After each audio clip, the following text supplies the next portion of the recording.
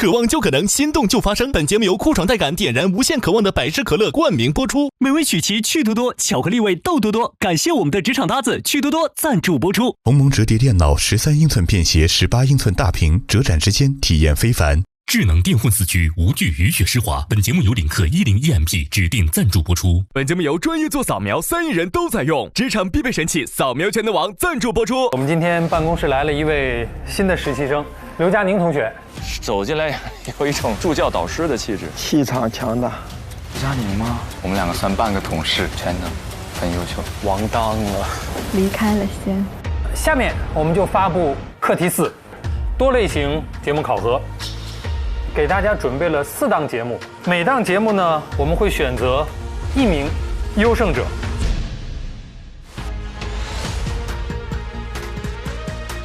今天北京降雨持续，部分地区仍有暴雨。西哥，你跑到这边来，观题瓷器。仍有暴雨。那同时呢，我们看到个别点位的大暴雨，并且还伴有雷电。干得不错，干得不错。不错。瑞典首相李斯特松近日表示，瑞典首相名字念错了对吧？艺术早课的时间为9点半到11点半。9点半到11点，你这事实性错误，你得改。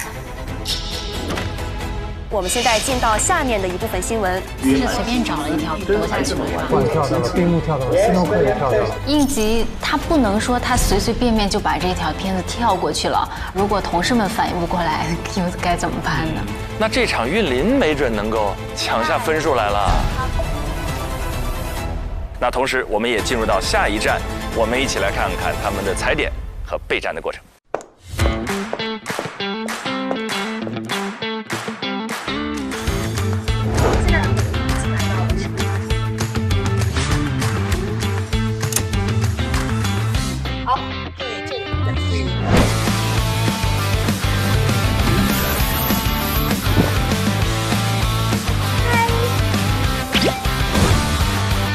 观众朋友们，请看大屏幕。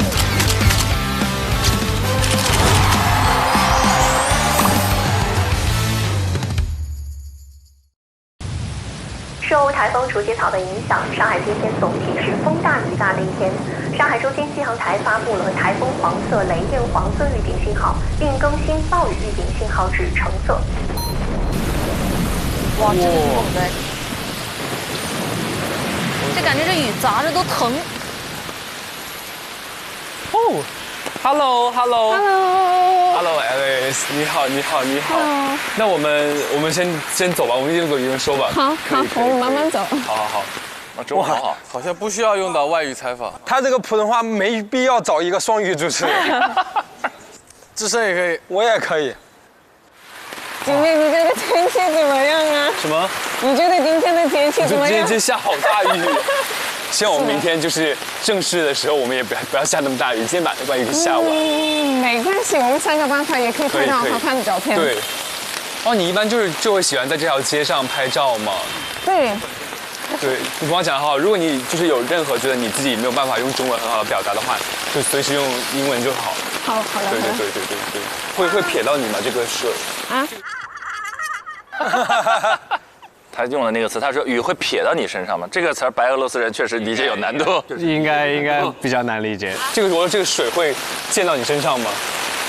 要不找一个坐下来的地方可以，我就可以。因为我确实听不到你在说什么。可以。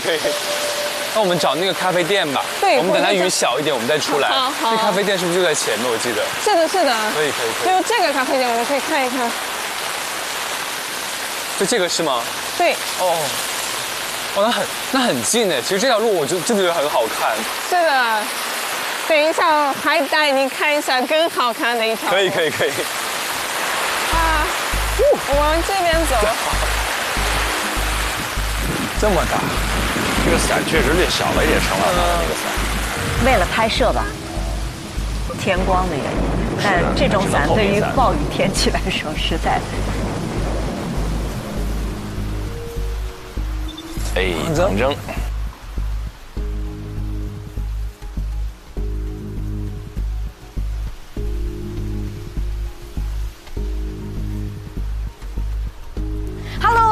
Hello，战役愉快，来过来坐。淋湿了没有？这么大雨，还好，淋湿了没有？坐。我给你准备了一个小礼物，哇，对，是一个手机支架，是吗？因为我看你平常不是老记录别人吗？你可以记录一下自己。谢谢你。我先跟你说一下，就是我大概的一个拍摄的流程，好不好？可以。因为我是希望就是我们的拍摄时间相对有限嘛，那我可能没有办法就是真正去记录你一整天的生活，那尽可能我们在形式或者内容上丰富一些。这样的话，我觉得也不枉你此行过来千里迢迢见我。如果明天雨下的比较小，就你可能在街头，然后随机的抓拍街拍，然后我可能就直接过来，然后碰到你说我要给你当你的那个摄影助理，然后或者说我可以帮你去找一找有没有路人愿意接受拍摄。明天我刚好有个约拍，咱们可以一起。可以。因为我明天我穿搭可能会偏中国风一点的 ，maybe 你可以在路边先给我拍一组照片这样子，然后我们感受一下。我觉得其实还有一种，就是他们也有其他街拍摄影师，然后我到时候也可以给你，如果我认识的话，可以稍微给你介绍一下，你也了解一下不同的人，刚好是一个小 party 嘛，对吧？可以。哎，这样会更丰富哎。对。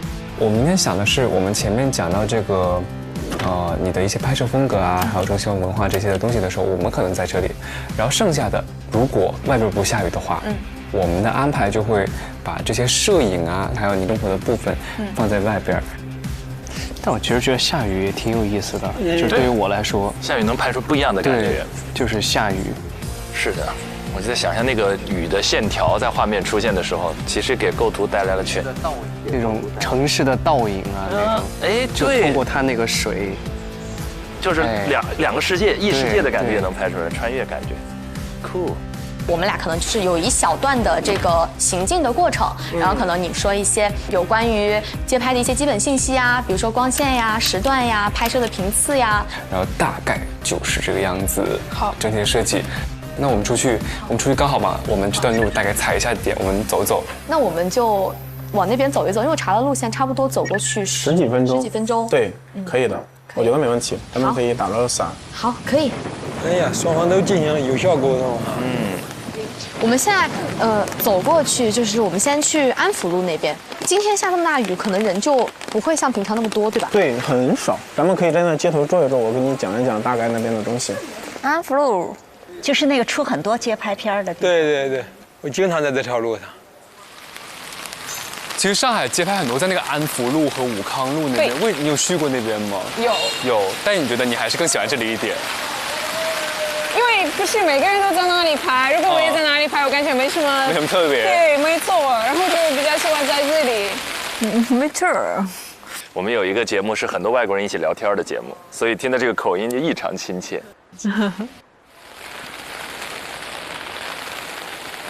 也有可能是这个跟我的就是审美有关系的，肯定是我的审美有点不一样吧。比如在这里，如果你跟我在这里站着，然后你可以看到这段就是也是挺好看的，非常特别。哎，这个好多风格啊，各个不同年代、不同风格的建筑撞到一起。What a glorious feeling, I'm so happy again.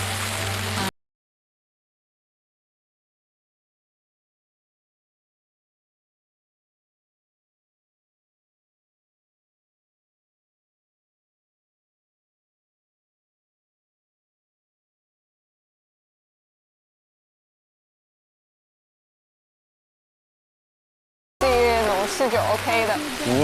下雨天灵感会丰富一点吗？对，是不是感觉今天下雨天也是有不一样的感觉？是的，我从来没有在这种天气来过这个地方，因为我往常来这边其实都是天气很好的时候，然后人很多啊，游客啊，拍照的。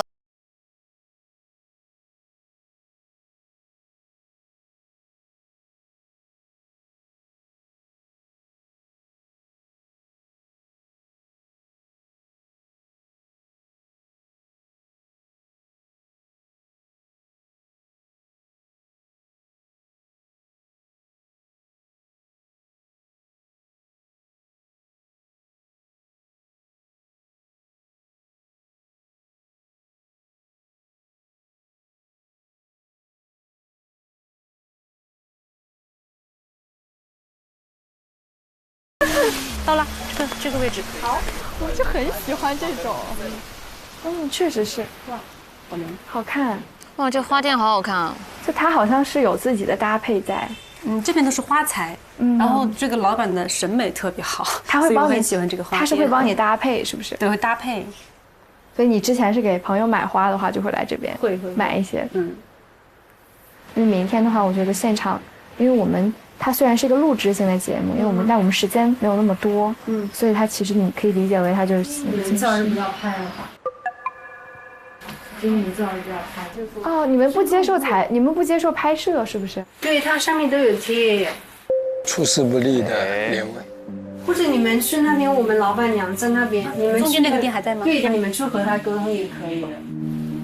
走。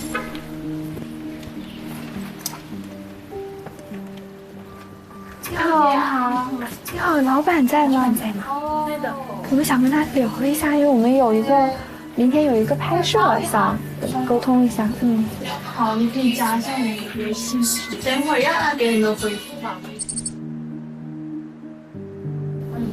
就不能，要不现在可以方便他没办法停下来是吗？行，要不你跟他聊一下，对，直接聊。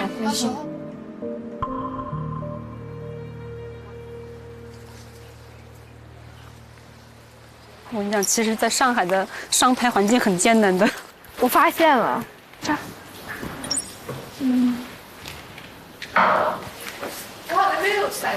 哦，咱家在哪里？然后不好意思，我们这里不可以录这个。我们是有一个明天有一个小的节目，然后不可以在这里取景。对的，因为我们这边的话是不支持这个。不支持是吧？好，行，谢谢。没事。走吧。也不可以拍摄。那就这个没有了。这个景真的很好看。但有些地方其实请设计师专门做的，他怕你。拍了之后 ，copy 了，抄了他的小心机、小理念。老板今天在吗？不在。老板有电话没？我可以就是跟他沟通一下没？对，因为我想老板是桃园的香菜。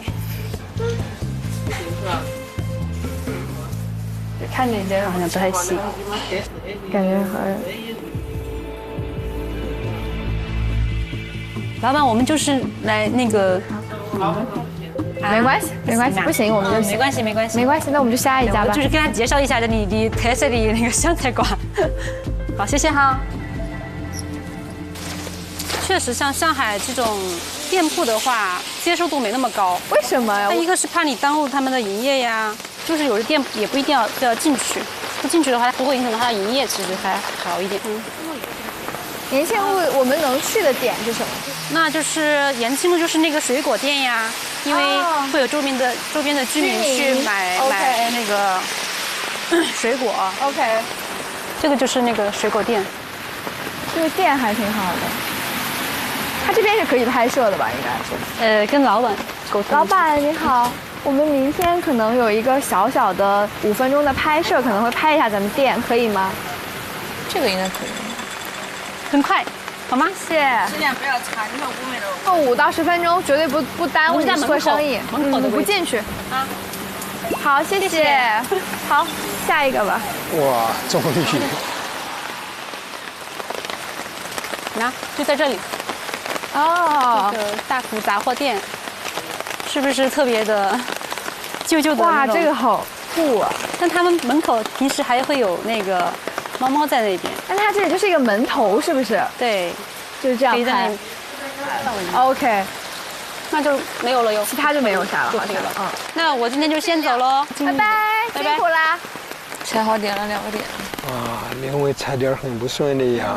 林伟要加油啊，林伟！林伟啊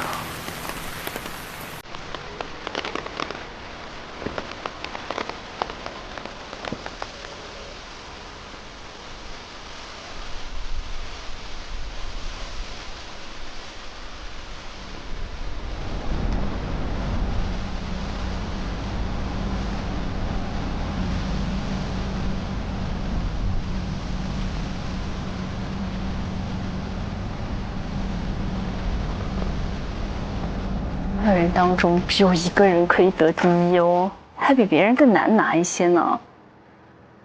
完了，废了。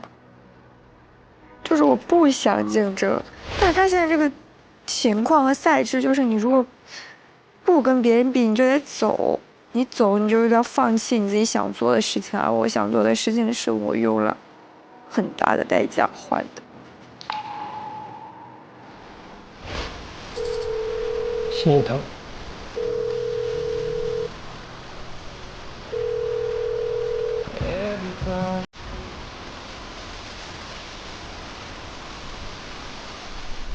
哎呀，同样的下雨天，不同的心情呀，大家。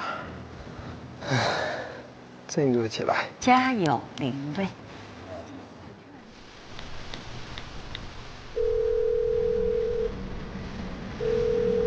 走左侧2车道，前方红绿灯直行。喂，你好。好，请问这边是乌中市集吗？对的。你好，我们这边是东方卫视下一站，的那个节目组，然后想跟您商量一下，明天我们有一个，大概10分钟的拍摄，想去拍。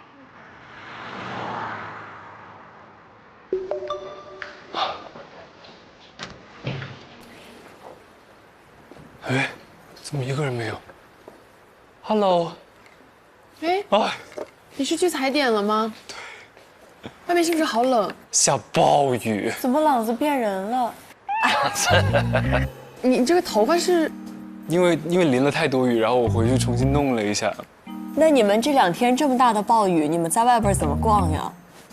对呀，我也觉得。就是一个非常难干的事儿。哇，好心疼。来试一下我的衣服吧。台风欧。他明天的街拍的衣服。这不是你刚刚穿过来的衣服吗？不是，我刚刚穿的是一个外套。这是你明天录节目要穿的？对。你自己买的？不是，我租的。哇哦，小中山装。你是要搞一个什么主题？因为他那个摄影师特别喜欢那个就是中国文化。你第一颗扣是不是要把它扣？对，我知道。我先看一下那个大小合不合适。哇，好看的，期待。干活。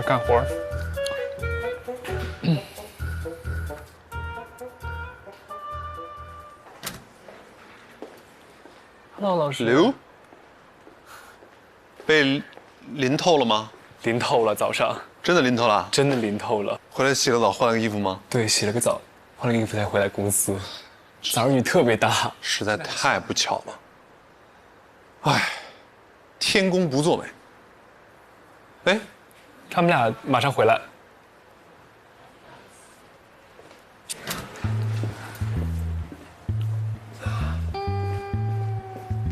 Hello， 怎么样？大暴雨。对吧？对。啊，回来了。嗨，回来了，欢迎回来。这个状态还好吗？全淋湿了，是不是？哎呦，林伟整个人有点down，有点丧。对，太不顺利了。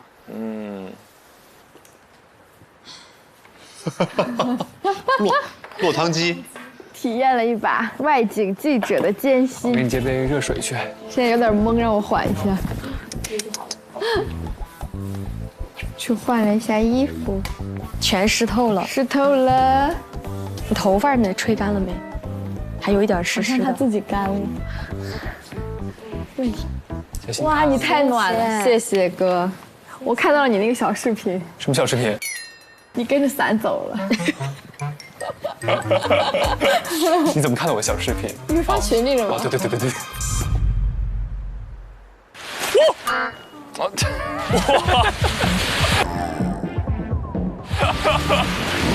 哎，谁来救我？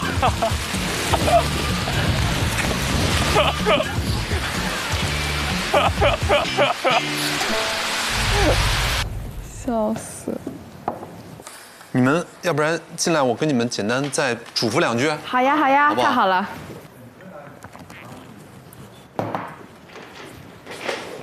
呀！哦，小心。你们今天跟嘉宾每个人接触下来有没有什么障碍？障碍就是他们配合度怎么样？配合度挺好的。是都是吗？挺好的，就是他们很愿意跟你们敞开心扉的。挺愿意的，还挺好的。我们快速构建信任，在台风天。那就好，那就好。但我想提醒你们的是，就是，第一，你们究竟要通过这个人物，勾勒出一个这个人的全相，挖掘他背后的故事，还是通过他要反映一个你们想表现的背后一个更宏大的叙事？我不知道，我只是随便说，但是我就说你们提前要想好，就像写作文一样，你的中心思想是什么？第二，你们今天吃了这么大的苦头，费了这么大的劲儿，是为什么？因为这是一个外景节目。那外景节目它必然和棚录的节目是不一样的。最核心的地方就在于，你在外景，你是有环境的，你是有人物的。想一想，我能利用环境，利用外景，什么特点？为什么外景节目比棚内节目更好看？因为它的元素多，观众会觉得视觉冲击上不会感觉疲劳，对吧？因为你棚子你的背景是固定的，一直是这样。所以想一想，我如何能更好的利用，或者说更好的体现出来外景节目和棚内节目的不同。想想看，如果你今天还没有考虑到的话，行，那你们准备，我们大概6点半左右出发吃饭。好的，好吗？好的，谢谢老师。听到这个就开心。来，我要去干一包维 C 了，天哪！好，下去喝点热乎的。林卫最后没把困难告诉，对他自己扛了。我们差不多可以走了。好呀，好，走，干饭。粗了个发，干饭去。O 的 K。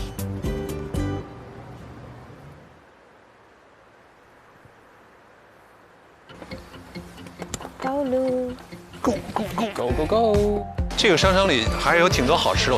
我已经好久没有进入过一个商场里边了，已经感觉到你的开心都要溢出来了，浪子，好香，幸福的味道。哎，我坐这儿吧。来，你坐这儿，坐在这儿的买单啊。坐这儿买单。好，我买单。那我坐这儿。老师你，我不会那么残忍的。好，可以吃了。哇！好，开始。卷烤鸭的手法决定你们明天考核的成绩，快。哇！请开始你们的表演。夹一块肉，再夹一个皮。他们俩认真的像做那个化学实验。哇，好美观啊！这个包的从来没有包过那么好的，让我尝一下。反正真的有点像在做特级汇报。我感觉每个人来了之后都不同程度的开朗了。我想想，你们3个当时面试展现出来最自信的是谁啊？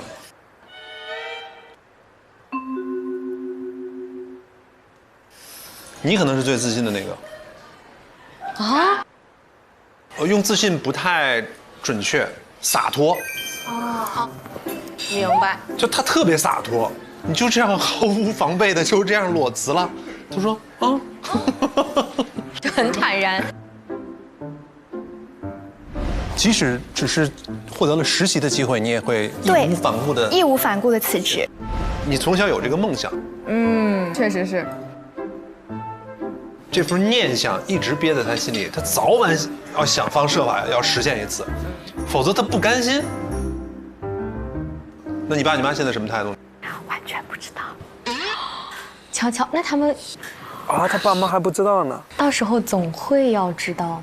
他现在是属于能拖一天你拖一天，是吧？对，就是我来参加这个事情，我本身是很愉悦的，我很开心。但同时，因为这个集中的赛制和这种我需要完全集中注意力的情况，我不想分心，因为我是一个会对父母的话，包括身边很亲密的人的话很在意的一个人。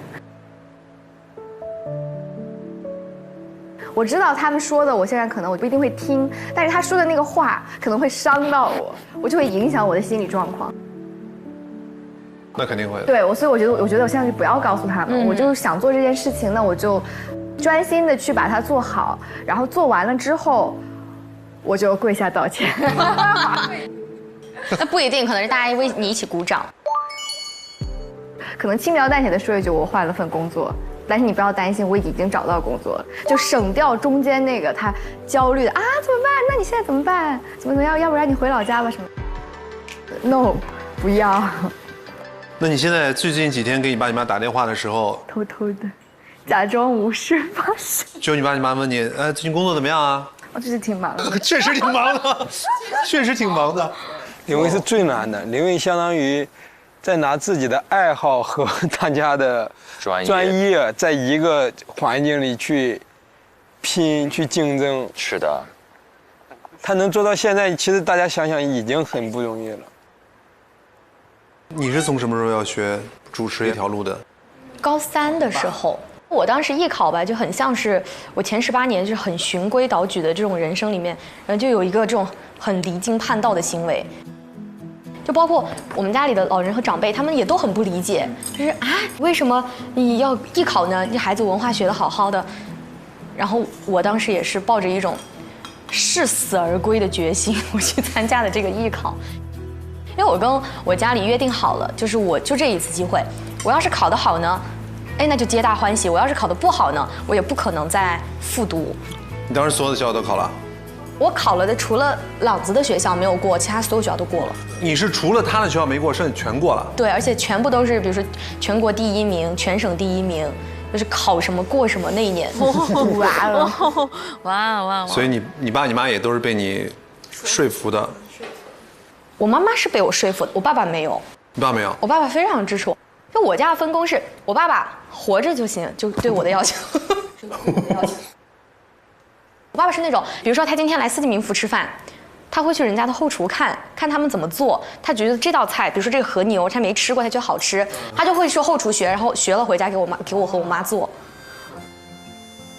天哪，羡慕！所以我从小到大吃的很好。就为什么我艺考的时候，我1.6米几，我120斤，我当时。他从小到大就是每一次我主持节目啊，然后上电视什么的，他特别的骄傲，他就觉得我女儿就是该出现在电视上的，所以他很支持。但我们家经济大权掌握在我妈手里，所以我妈妈有这个对我的这个人生道路的这个决定权。哎，他们什么时候在家里能看到你上镜啊？我当时读大学的时候，我不是在湖南台，然后实习，就上了那个大求真嘛。对，新闻大求真。我第一次播手，我爷爷奶给我们那个乡村父老乡亲全部打电话，全部围过来看，然后说啊，我们村第1个上电视的那个大学生，就弄阵仗弄得很大。贼骄傲。然后后来每一次回去，他们都还会说这件事情，说啊那个上电视的大学生回来，就搞得很社恐。我家也是。当走到那一步的时候，你其实都很顺了，基本上都按照自己的计划全都实现了。对，但我确实其实每一步都就没有想到他会这样子走下去。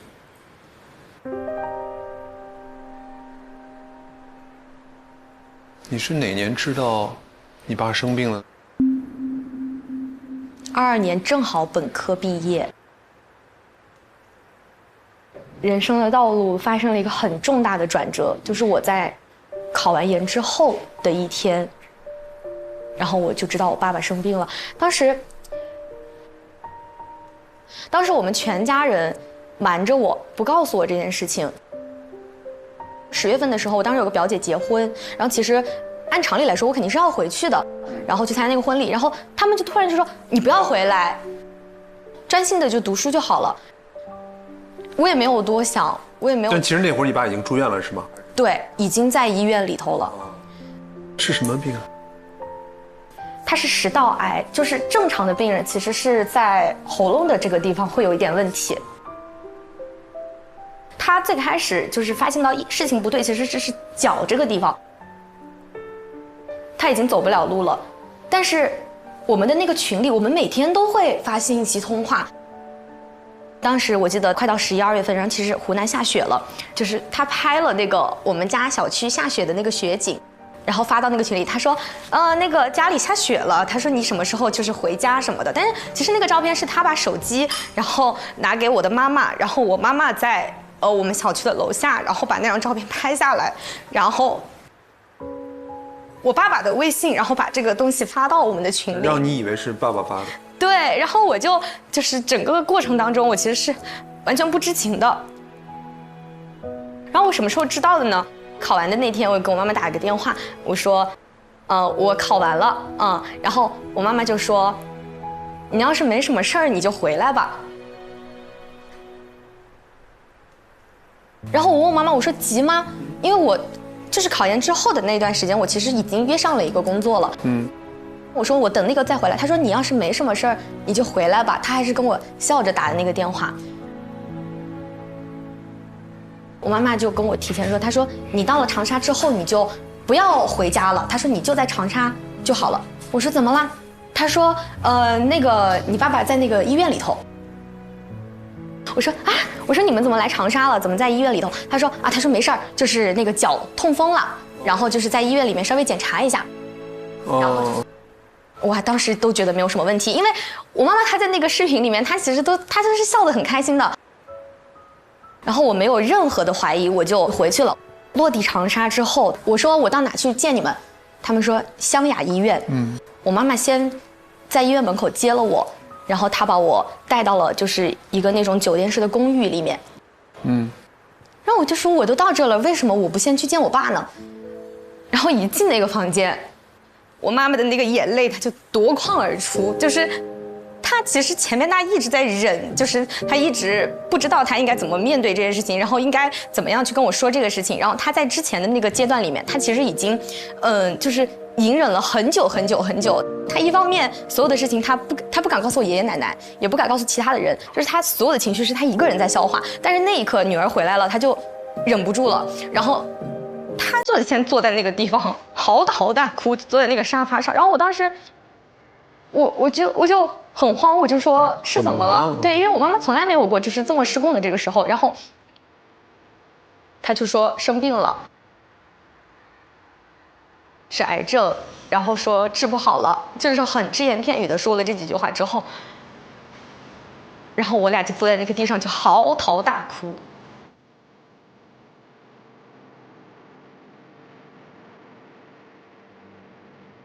然后我就在想啊，我说这样的事情就是为什么会发生在我身上呢？然后而且他们一直瞒着我，就像电影里的那种场景一样，就是他是不是弄错了什么什么的。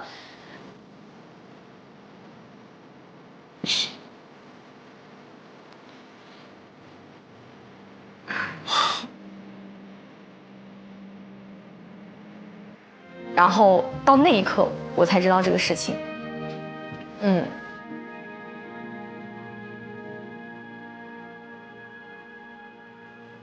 那医生给你的建议，给你们的建议是什么？给我们的建议就是，生存期其实就已经不超过1年了。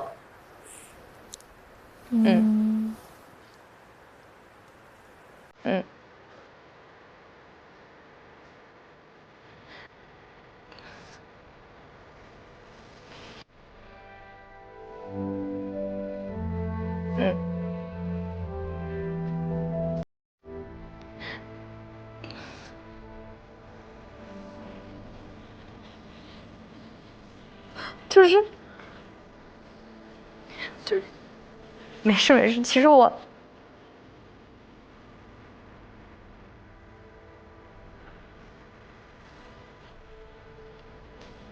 好吧，稍等一下，不好意思，不好意思。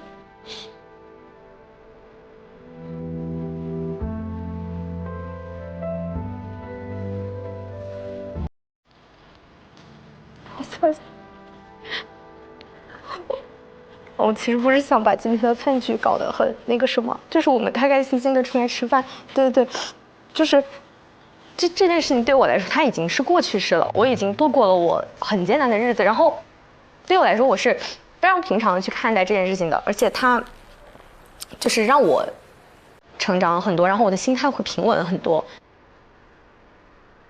因为对于我来说，现在除了生死都是小事。我遇到很多事情的时候，我会想说，我会死吗？不会，那就没有什么过不去的。但即使医生跟你们这么说了，你还是决定回来上海挣钱。就是当时你没想着我能多陪爸爸多陪一天就多陪一天。但是我妈妈那个时候已经全职在照顾我爸爸了，所以我们家里整个没有任何的收入的来源。然后一边上学一边打工，然后抽空再回去看看，你工作那会儿强度大吗？挺大的，就是我除了上学之外的所有的时间，我能接多少能排多少，我全部就给他排满。能排得多满？我没概念。比如说我今天上午有一节课，然后他是在11点10分他下课，那我的第一场直播时间我会在12点钟开始，然后12点到4点是一班。12点到4点是中间不停的。不停4个小时，这是我的第一份工作。然后4点钟结束之后，我就立马坐地铁或者打车，然后去我的下一个地点。然后他可能是5点钟，他可能4个小时5个小时，5点到晚上的就是10点钟再一班。有的他是在一栋楼里面，就是可能我休息半个小时10点半，然后再到凌晨的3点钟，这是我的第3班。然后结束之后，我再回学校。就是只要有找上我来，我只要在时间排得过来，就不迟到的情况下，我会全部照单全收。你的嗓子能受得了？你一天11个小时不停的说话，你说到凌晨3点的时候什么样啊？那我要赚这个钱，我就要做这个事儿，而且我就是一定要把它做好。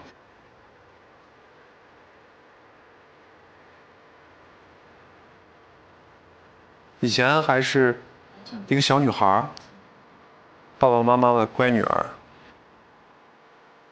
然后瞬间就变成了一个我要撑起这个家的人，顶梁柱。你很棒，你很棒。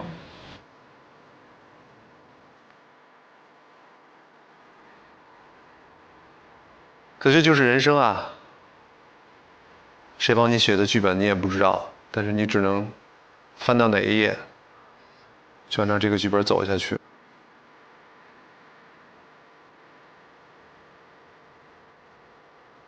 但是你爸爸肯定会很为你骄傲的，非常骄傲。他一直很为我骄傲。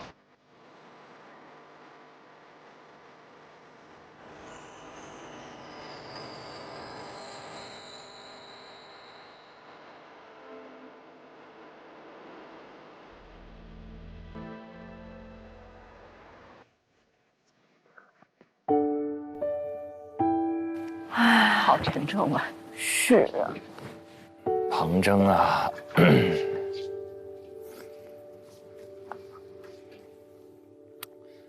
庞征其实在最初面试的时候提到过，艺考成绩这么好的学校科班，却一门心思扎在了直播上，把自己填满，其实就是因为家庭这段变故。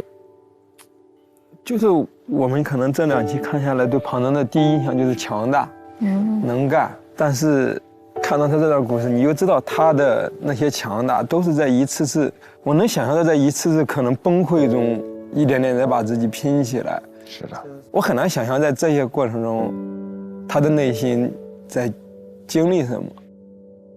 之前聊他做什么，他爸爸都会支持他。是啊，所以那个感情的厚度是很难以想象的。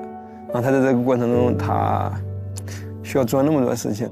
我现在就在想，好希望回到庞征从工作地点回学校那段路途中，能给他说一句真的很棒，真的很棒。我问你们个问题啊，就很现实的状况是，这个家庭一定是需要钱的，对吧？是。就即便爸爸走了，显然他们家肯定为爸爸的这个病基本上把积蓄都掏空了，否则不会当时一边上学就要一边开始挣钱了。其实这个 offer 收入可能不足以满足一个人的梦想，但是成长肯定是提供了大量的机会。所以如果一个特别需要收入的家庭，今天要来争一个未来收入可能不那么好的 offer， 你们怎么看这事儿？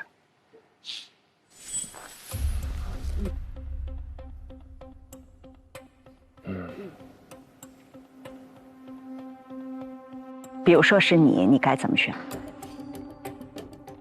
我吗？我一定会去挣钱，把梦想先放下。放下。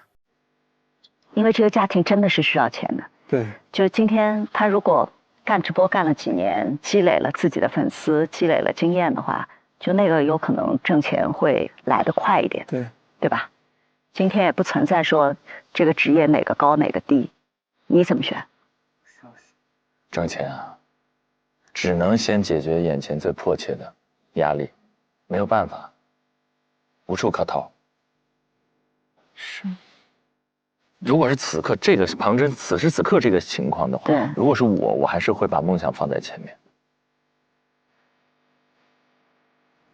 我觉得结果并不是重要，我觉得可能他需要的是去往这个梦想的路上所经历的一些东西。至于最后的 offer 有没有拿到，并不是最重要的。就是假定这个 offer 就摆在他面前了，至少他要去争取嘛，对吧？这可能是跟他的梦想想从事的职业有关系的。但是未来可能很长一段时间都不是一个能挣大钱的职业，特别是人要在上海落下来。是的，对吧？就是他的家庭显然不足以给他在上海落下来的经济支持。是，这很现实的一个问题。那如果是我，还是会优先梦想。这个 offer 不至于到大富大贵，但是短暂的扎下根来，拥有一个还不错的生活，只要他能有保障的话，就每天做自己真正爱的事儿，那个感觉。再大的台风，心里都是有太阳，要不然一生都在下雨。如果说我碰到一个新的，我能够付出我全部热情的一个选择，我会做出一些改变。因为如果说我真的是热爱这个东西，我可以为它付出我的激情、我的时间，我也不会去考虑得失，以及所谓后面的东西。只是我热爱这个东西，那我可能会愿意去尝试新的。看了庞真已经咱这第4期，我反而觉得咱们之前都说他做直播这件事情放弃了，是短暂放弃了梦想。我现在看完他这几天的表现，我觉得他在直播过程中仍然没有放弃梦想，因为你会发现他的专业能力，他的整个的一个状态，这个直播过程中可能说有各种各样的直播，但是他在各种各样的之中都在汲取他需要的养分，都在吸取他需要的他梦想所需要的积淀，他只是换了一个地方去为自己的梦想蓄力。对，我赞同。我们之前老说10000小时定律，他一天做3班就是12小时，100天就是1200小时。他在2到3年的直播的状态当中，他其实快速把这10000小时快跑完了，这就是他今天跟其他人有断层式领先的底气来源。所以其实我特别喜欢志胜和子琪你们俩的话加起来，是我今天对他的理解。就是你知道吗？就是我们不同的阶段，我们会确定一个阶段性的目标，就比如说做一个什么样的职业是我们的梦想，对吧？暂时解决什么问题是我们此刻的这样的一个梦想。但事实上，所有的一切，就你在路上走过的路、踩过的坑、趟过的水，然后你自己付出过的努力，那个加起来才是你梦想的一部分。对，最后的结果反而你说他怎么选，我都支持他，怎么选都行。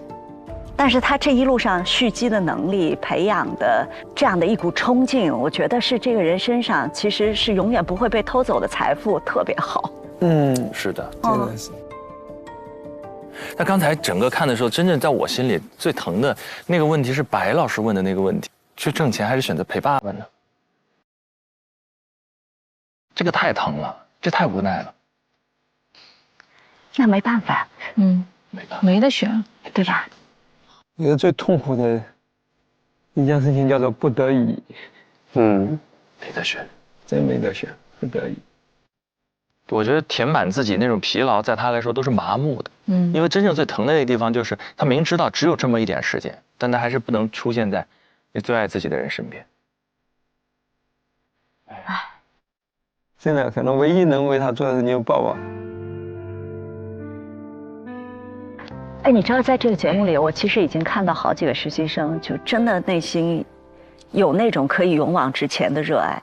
就我其实第一次就稍微眼眶有点湿的时候，其实诗文就在那个车里，他说：“你想此刻就有很多人在这个街上拍，然后就有我认识的人在整合新闻资源，然后那眼里就有光，你知道吗？就你热爱一样东西，其实你是挡不住的。然后你再看庞征，你看林蔚。”我瞒着父母，他们也许不支持，但我得为我的热爱付出我觉得所有的代价，就是对全力以赴，是对热爱的尊重。就是你在好多人身上都能看见，真挺好的。哎呀，每个人你都能感受到有一股命运的手在推着你，就像白老师说的，你不知道谁写的剧本，就一条命运的河流在冲刷着你。但是你看他们心里那个热爱的那个光亮起来的时候，你就感受到一种对抗的力量。对，就我知道你这条河就要把我往这儿推，我知道，但是我偏不。那有一个方向我要去，有一个光在召唤我。那有这股劲儿的时候，那个人的自由，那个人的味儿就体现出来了。它不是一个植物，它不是一个浮萍，它不是被冲到哪里算哪里。庞征身上、诗文身上，包括刚刚看到林蔚身上也有这样的影子。是的，我不迁就，我不屈服。哎，太好了。确实没想到如此美味的烤鸭，但是换来了一段这样过往的感受。但不管怎么样，我们真切的或者完整的了解了庞征故事的全貌。其实有时候人说出来、哭出来，就放下了，就能更好的走出来，然后走到新的挑战中去。他们今天在台风当中都完成了踩点，这一切都是为明天真实的拍摄做好充足的准备。那么接下来我们就跟随着镜头看一看，正式下一站在街景在外景拍摄的过程当中，他们会遇到怎样的挑战？一起来看。哟，大晴天，天晴啊，蓝天白云。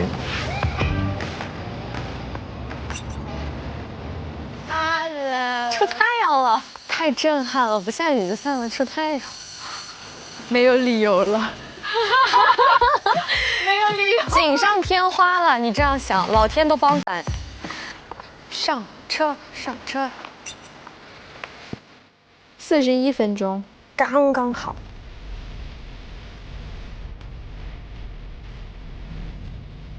哦，我们的新中式小朋友。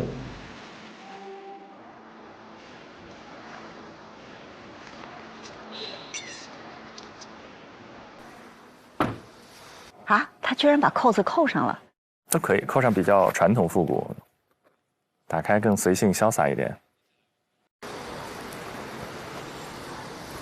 老师，我们会在这里开场，然后我们大概3个人，我会站在最右边的位置，然后我们讲完之后呢，我就会往这边走，我们就出话，然后镜头就跟着我走，然后我们大概会在那里有一个环节就是拍照，然后他给我拍完之后，然后我说我们找地方坐下来，我们去看一下我们刚才拍的照片，然后这个时候就直接咔掉，然后咔的话我会告诉你，大概的走向是往这个方向走，对，大概就这个样子。车脑还是挺胸有成竹的。朗子，走。嗨，早上好。Morning。你应该很紧张吧？这么大的阵仗。我现在紧张完了。跟你们俩相比，我是不是长得太随意了？你的嘉宾呢？嘉宾在那。在那儿，他到了是不是？对，到了。我，白老师身材真好，这么帅，咋样了？老师早。老师，我们有个小问题，就是今天所有的像镜头的这些东西，是不是我们都不用太 care， 我们就专注于内容？所谓的镜头，就是我们要跟摄影师沟通，我们要拍什么镜头呀，怎么运镜呀，怎么走呀这些。你可以沟通。啊，可以沟通。OK。这个沟通是反映出来你们对整个这个节目最终呈现效果的一种想法啊。你可以说。明白。好吗？好的，好的。没问题。来吧。你们是不是马上就要转点？待会儿。对，你就继续你的，我们就分头行动。那我就在马路对面看你们哈。好。好。我非常紧张。放松放松，没事儿。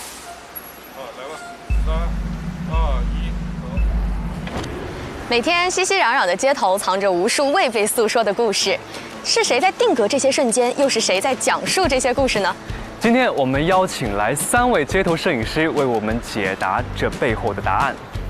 他们的风格各有不同，但他们都是这个城市最美的灵魂画手。今天呢，我们将跟随他们的视角，带大家看一看这座城市从清晨到傍晚的美好。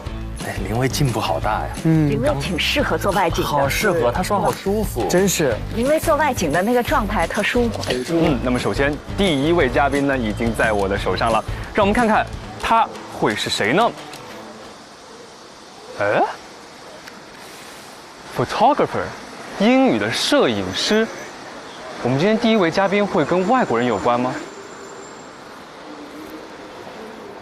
哎，那里有一位拿着相机的外国小姐姐，我们一起去找她问问看吧。开场不错，就在前面，我们一起去问问她。Hello, excuse me, are you a photographer? 是的。是的，是的。哦，你会说中文？哎，对，可以。我叫 Alice Grace， 我是摄影师。你好，你好，你好。你好。我可以问一下，你是做跟摄影相关的行业？是的，你是街头摄影师？是的。那我们那么巧，要不我给你拍个照吧？可以，可以，可以。吗？好，那我要站在哪个地方？要不先在这边？可以。好，那放松，放松，自然，好，自然，这样可以吗？可以啊，可以啊。好。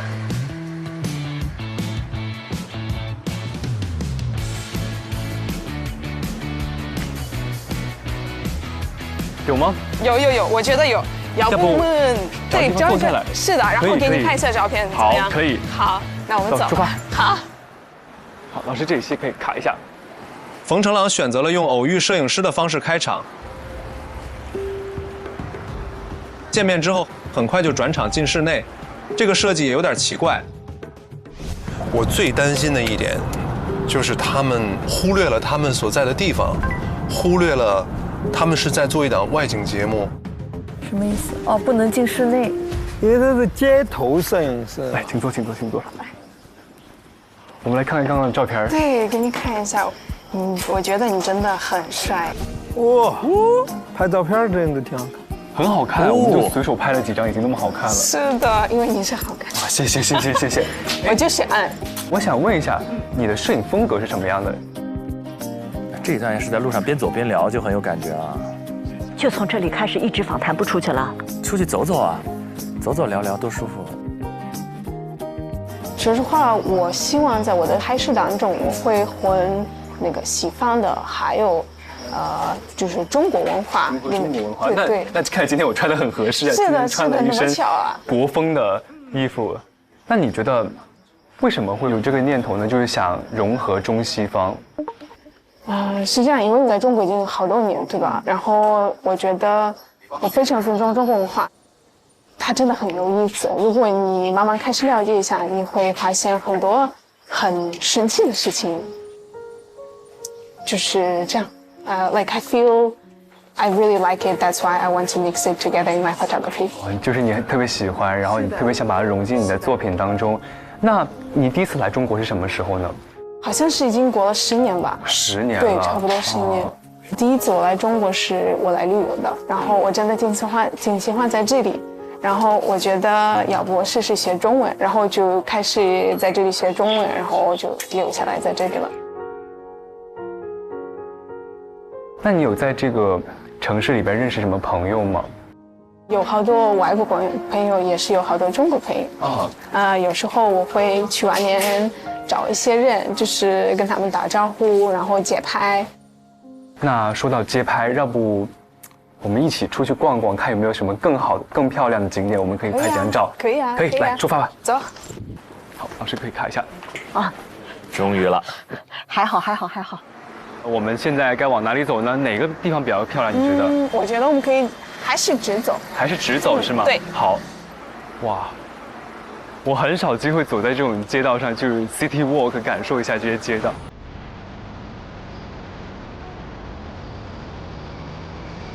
街拍是有什么东西特别吸引你吗？我觉得我特别喜欢在上海街拍，就是因为这个 architecture， 我觉得非常有意思。这台建筑非常对。其实有时候来到上海的时候，我会觉得那些小巷子会更加有故事性在里边。没错。其实我们现在在这里走，我觉得这条路比前面的那条路好看很多，有很多小细节，比如说你可以看这边，等一下我拍一张照片给你看看。看到好看的东西就要拍。这栋楼颜色就比较浅一点，对吧？然后那个是比较深 ，like Art Deco 80s feeling style。18th century yes， 就像18世纪的那种感觉。对，没错没错。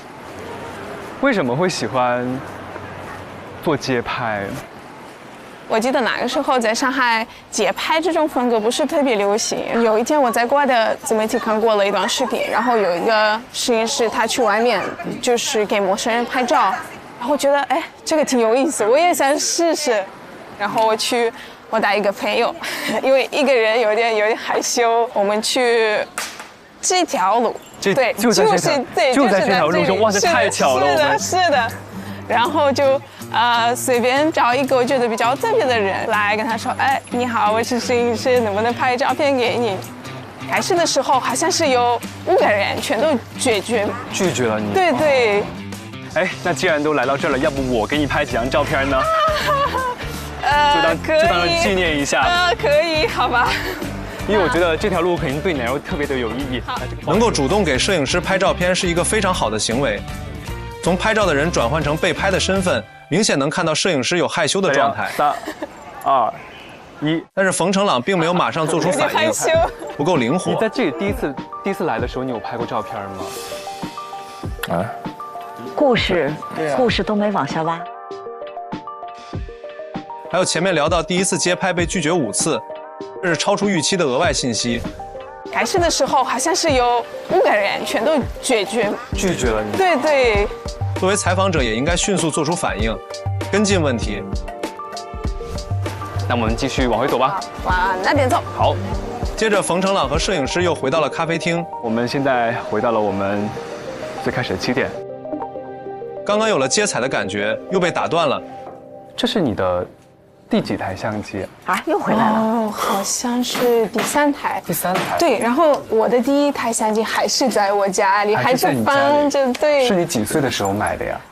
我记得我刚刚到中国，好像是在2017年左右吧。它很好的激发出来了这个摄影师的聊天的那种欲，分享欲。那对于你来说，你觉得在你的镜头前面拍过最有意义的东西是什么？我去年去贵州，那一段时间我可以更多了解一下苗族，然后他们的文化。我记得那位阿姨们，他们都是天天很辛苦，手工他们的衣服。对。因为从来没看过这种东西，肯定是你会激动，然后我想了解一下。就是这种文化，因为我前面说过的，你去一个城市，然后去另外一个城市，然后这2个城市还是在一个国家，但是文化完全不一样，完全不一样，对，非常非常特别。对于你来说，这次去贵州有什么样的意义？千乐很在乎意义，因为问意义是动脑筋最少的，抓在手边就可以来问。我就是在贵州，我们了解了很多这种阿姨们他们的技术，还有他们的那个手工方式。我发现了他们的每一件衣服都是需要花特别长时间。然后从这个角度开始思考我的工作，还有我拍的照片。所以有可能是，比如说以前我会随便拍几张照片。但是现在我会在一张照片中会花更长时间，然后让所有的小细节让他们很完美，知道不？但总的来说，其实通过了这个镜头，你认识了很多的朋友。对，记录了很多关于中国的故事。是的。希望在你身上这些有意义的故事也能让我们大家听到。好，谢谢。对，谢谢。那么在最后呢，也谢谢 Alice 给我们带来她关于摄影的故事的一些分享。那么下一站我们会去到哪呢？干什么吗 ？OK， 谢谢。非常开心。非常开心。好了对吧？对，好了。好。他刚才其实那个口还特别好，5个人都拒绝了我。这不就等着问那第6个呢？首先呢，咱们回溯一下哈，就说你看那条路是不是摄影师选的？对啊，不是还问我吗？说安福路啊什么的，为什么你喜欢这条路？那你不就应该走在这条路上去找这条路打动他的点吗？是，没错。当天能看到的人，如果让您随机抓一个您最想拍谁，对，他是什么东西打动了你？然后就有交互，有了交互之后，就能够说，哎，你要去被人拒绝的故事。老师来啦，来了！哇，这几天课题压力太大了，我感觉现在才缓下来一点。心态一定要稳，其实跟车一样。比如说我这台领克10 EMP， 它的这个智电4驱就非常的稳，无论是起步啊、刹停啊、过弯、雨天路滑的时候都非常平稳。过弯好稳啊！接着再带你体验一下辅助驾驶功能。哇，这掉头也太稳了吧！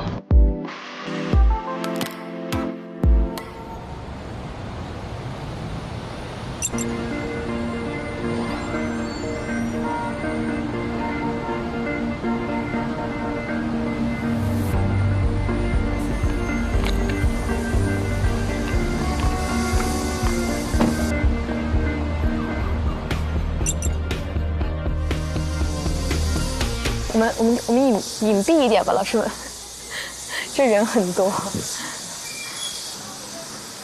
站一我已经到了，然后你慢慢来，不着急，到了和我说。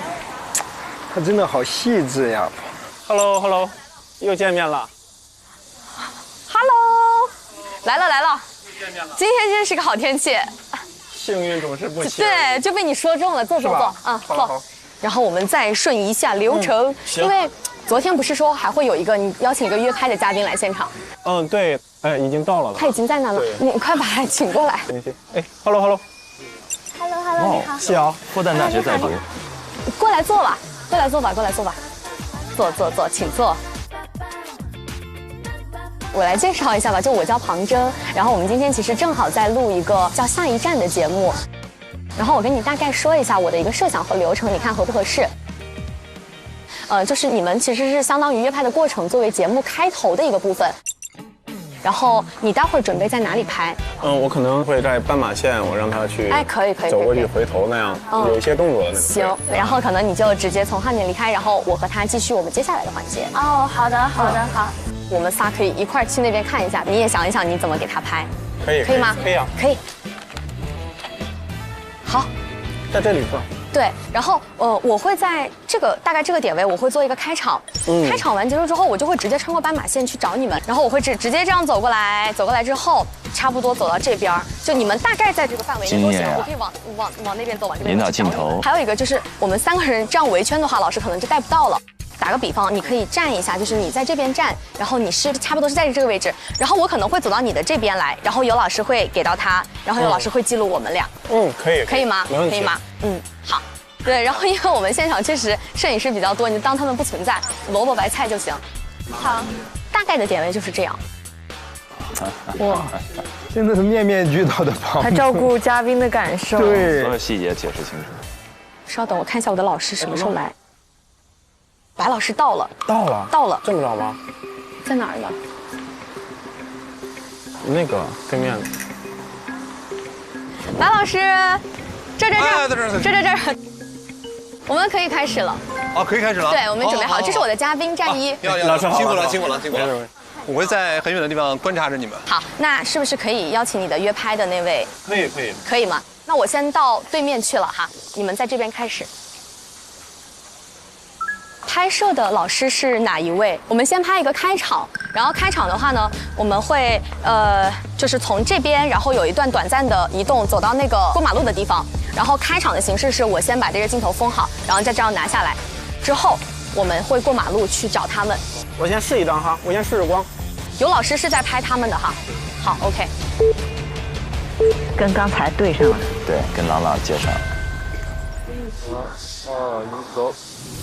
下一站安福路，这里被称为上海街拍的宇宙中心。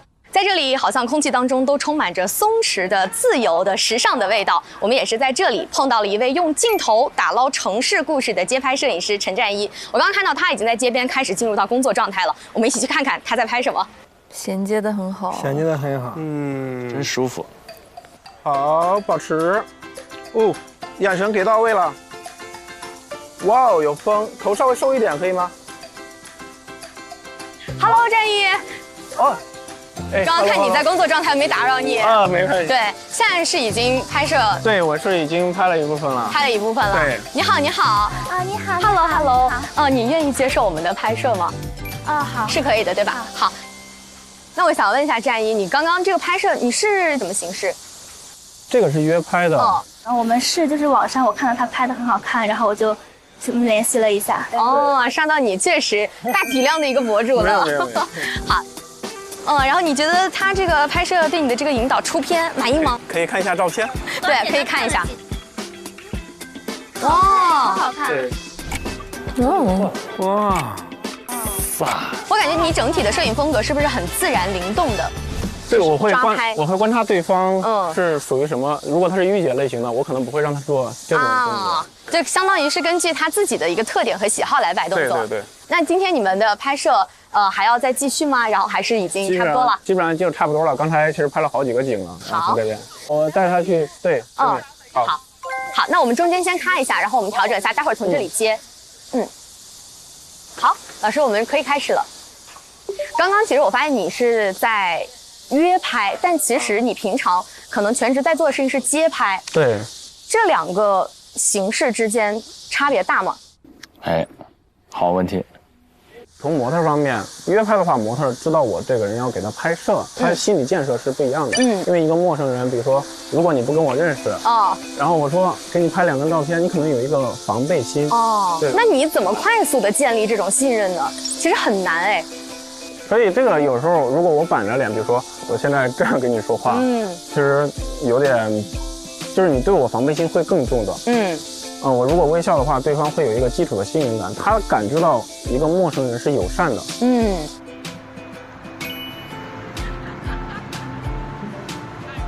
现在你说的这个阳光就漏下来了，这种情况下拍照是不是就很漂亮？对，这种逆光，比如说你站在这里，其实这个地方你可以看到，是很开阔的。怪不得这条街上就是来来往往，很多人都在这边打卡、拍照啊什么的。我感觉听了你说了这些，我平常也是一个很爱拍照、很擅长拍照的人。我今天给你当小助理吧。如果明天雨下的比较小，就你可能在街头，然后随机的抓拍、街拍，然后我可能就直接过来，然后碰到你说我要给你当你的那个摄影助理，然后或者说我可以帮你去找一找有没有路人愿意接受拍摄。行。然后我看一下你在拍摄过程当中怎么跟他们交流，怎么跟他们沟通。这好，这才是真正走入了街头摄影师、街拍摄影师的生活。我来给你去抓一抓，就是看有没有人能愿意接受你的拍摄，可以啊。然后你看看我做的咋样。这个就可以，你要抓一下他吗？这个可以吗？对。就在这里吗？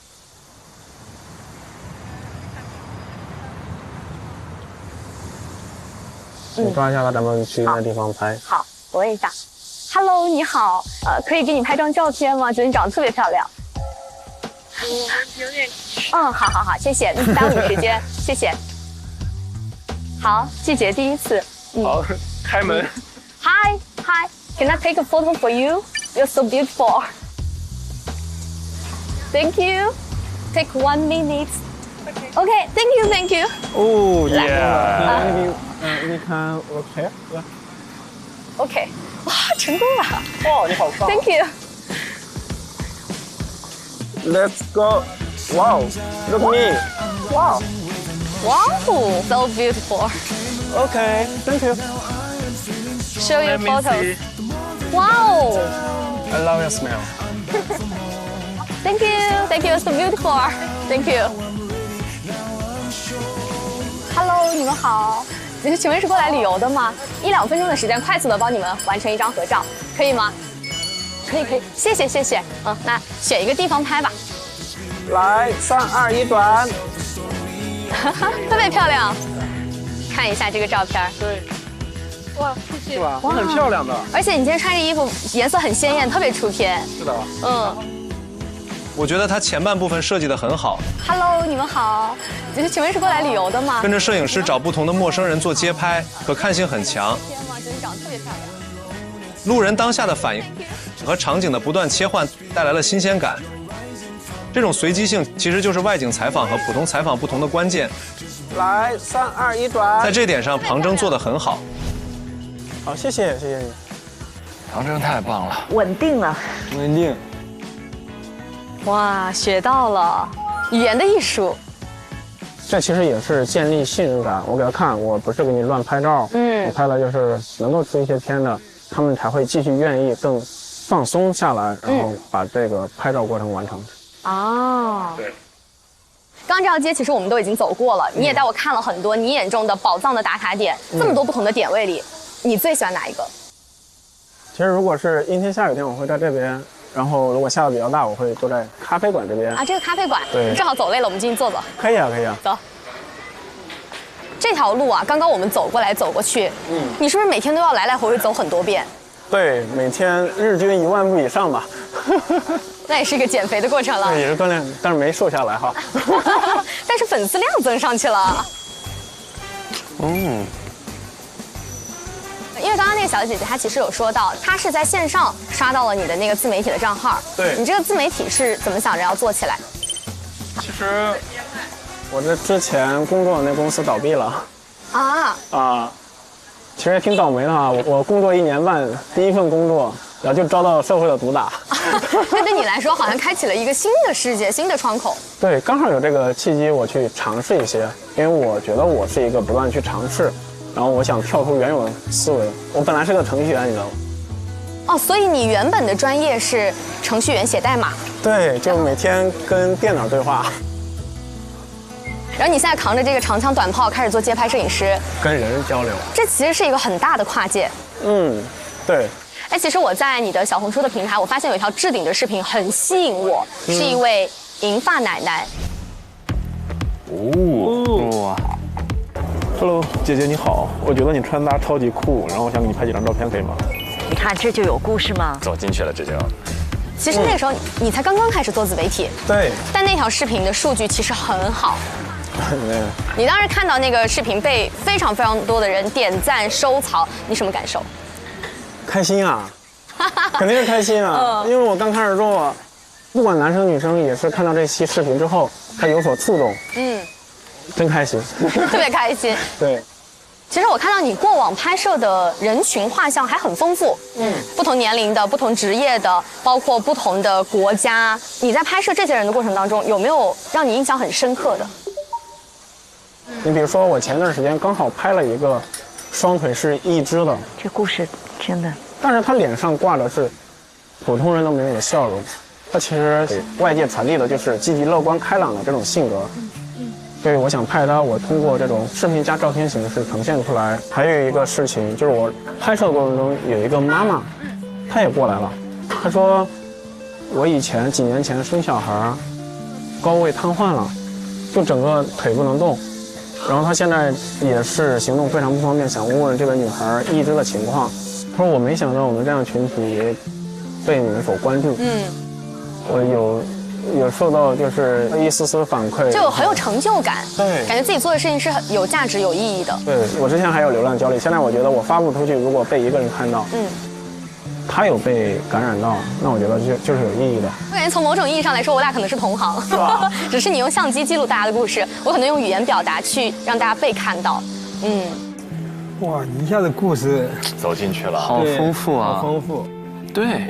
这恰恰也是这个节目本身的意义，它就是要走到这些街头最普通的人和职业当中去，挖出那不普通的一面。对。通过挖掘过往作品创作背后的故事，不仅体现了摄影师的创作理念，还触发了摄影师主动分享更多幕后故事。整个采访的逻辑性很强。你对这个环境其实很熟悉嘛？是啊。我刚刚和一个那个街拍摄影师聊天，他都知道你。对，在那边你也认识是吧？对。那我先搬个凳子让海哥坐过来，我们先简单沟通一下。你认识他对不对？对呀。我说我今天在这里偶遇他，他说他这条街上所有的街拍摄影师他全都认识。哦，还抓到新人了，这么厉害。哥，你也是街拍摄影师吗？你也是，经常在这拍。下午。每天下午。一般的10点以后天比较凉爽。啊，因为我今天采访的这个嘉宾，他也是一个街拍摄影师，我不知道你们认不认识。然后他天天也是在这个位置。这边所有的摄影师我都认识。啊，你都认识？我都认识，因为我待3年了。啊，而且他们的故事，他们背后的事儿我还都知道。你都知道。那待会儿我们就是在这边聊的时候，我给您加张椅子，然后我们一块聊一聊。没问题。可以是吧？你好，你好，让你久等了。咱们要不一块儿吗？可以。Nice to meet you. Please. 海哥啊，请坐这儿。还有朋友，哇塞！我天，还出了群像，太丰富了吧！我的天。您是在这边一直街拍的一个摄影师？我是来3年了啊，因为我以前我是成都人，在成都太古里拍的啊。那过后呢是上海来工作，那么下午不忙的时候，我就过来。哦 ，OK，So what's your name？大家好，我叫 Kevin，我是南非的，非常喜欢拍胶卷。嗯，对。你在中国生活多长时间了？差不多9年。9年？对。很长 ，long time。对，非常喜欢中国。但是我也在安福路差不多2年半。嗯，所以你是2年半，您是3年，然后你是6个月不到。那我觉得大家各有各的特色。其实战一昨天跟我介绍的时候，他说安福路这一块儿，它已经形成了几大流派。对，这个地方被称为宇宙街拍中心。哦，对。实际上呢，我觉得它也是一个窗口，向世界展现了上海的多种文化包容。所以说我拍摄的目的，主要就是说，记录这些普普通通的中国人、外国人，他们在安福路的情况。你看看这白晓生还上价值，你。And in the street alone, I've done about 8,000 photos on film. For me, the reason why I shoot film, 胶卷, it's very raw and it's authentic and it's real. No Photoshop, no editing, no nothing. Everything is real, and that's what I want to show people. That right here, right now, it's beautiful. Yeah. That's okay. 其实这些我在路上遇到的不同人、不同事情，都能给我不同的反馈，然后让我去不断去思考、不断去成长。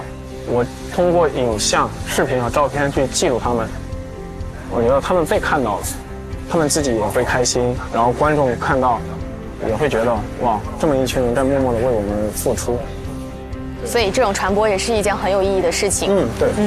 其实街拍它形式、种类、风格，因为根据每一个人的理解不一样，它肯定有很多种不同的表现形式。通过大家不同的镜头，可以记录不同的人的故事，也可以看到这座城市的变化，这就是一件很有意义的事情。好，今天谢谢海哥，也谢谢 Kevin 可以参与到我们的节目当中来，谢谢。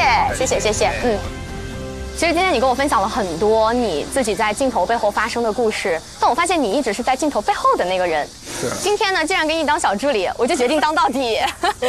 我能不能拿你的相机给你拍几张照片？真的吗？对，我们镜头互换一下。可以。可以吗？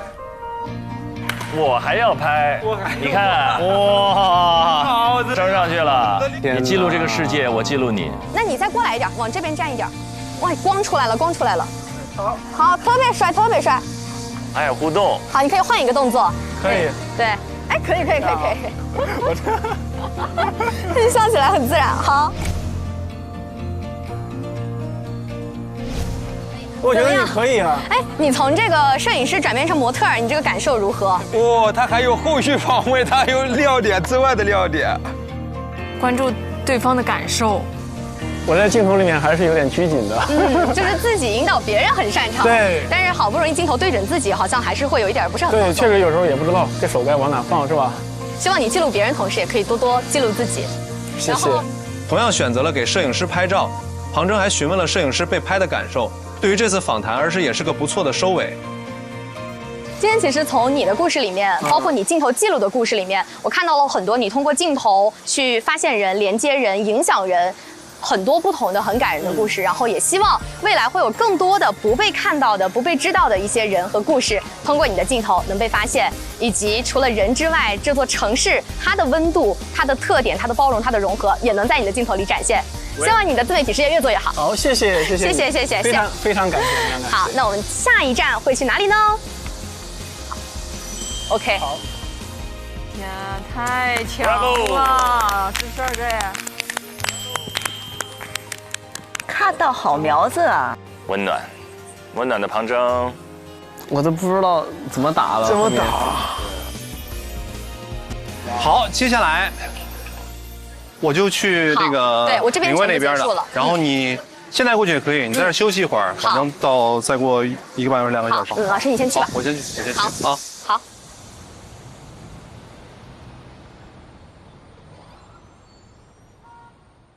全林老师，这已经是播出标准了吧？这可以播出了，就完全是一个优秀的播出节目了哈。因为它故事有层次嘛，就你看见了摄影师，看见了摄影师的看见，看见了摄影师看见的背后。太好了。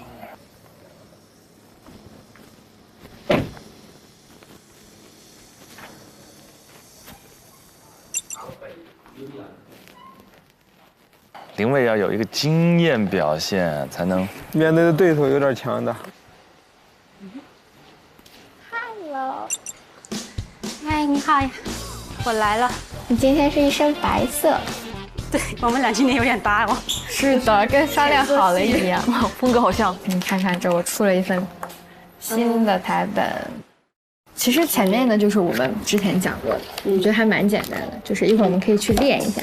我给这个起的标题叫“就是最幸福的生活是平平淡淡”，就是他们接地气的这种生活，就是由你来主导我，每一个点都要突出一个你的特点。然后我的这个片子的其实它的主题是想通过你镜头下的这些上海老人串联起来，让大家感受到一个不一样的上海的这种感觉。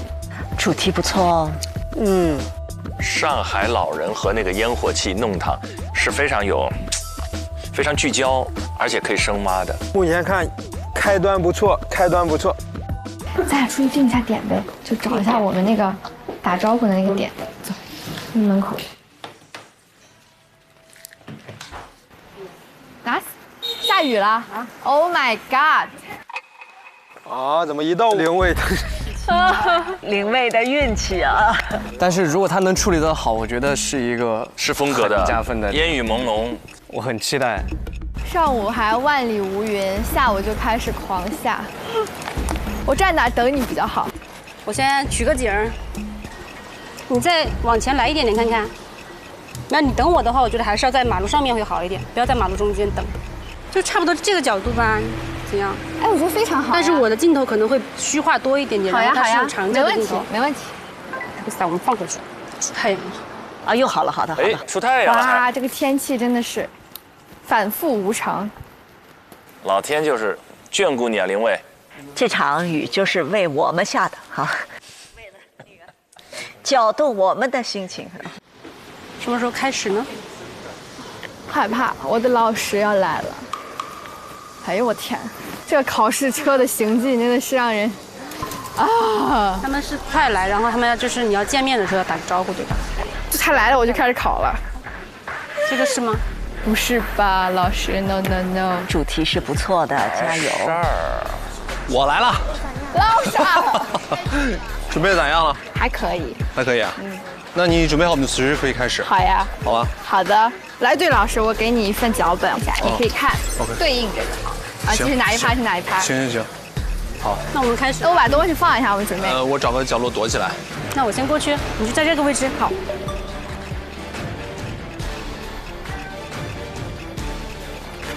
好，可以开始了。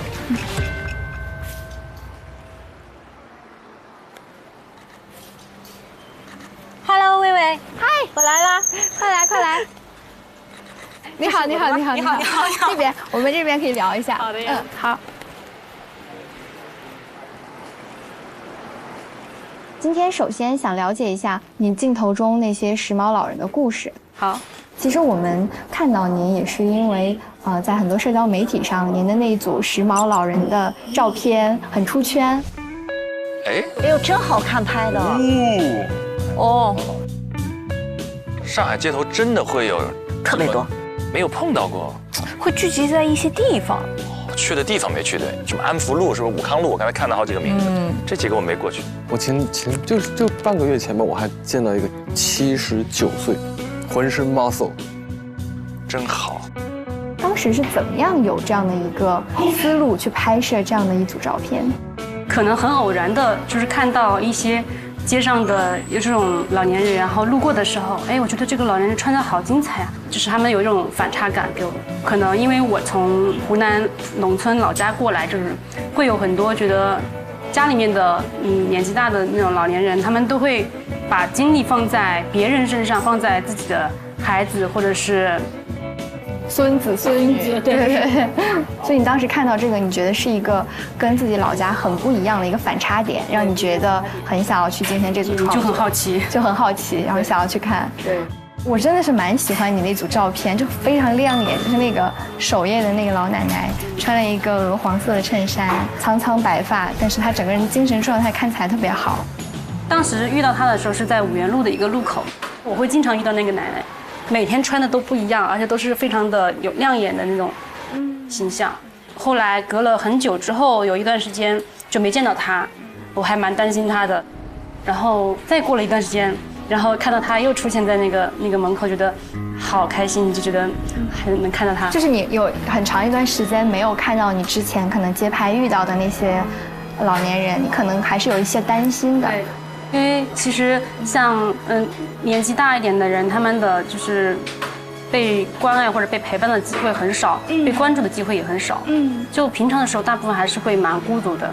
他们就这种就是穿得很精彩的时候，然后我去抓拍到他，然后他能发现自己被拍了之后，有时候会特别开心。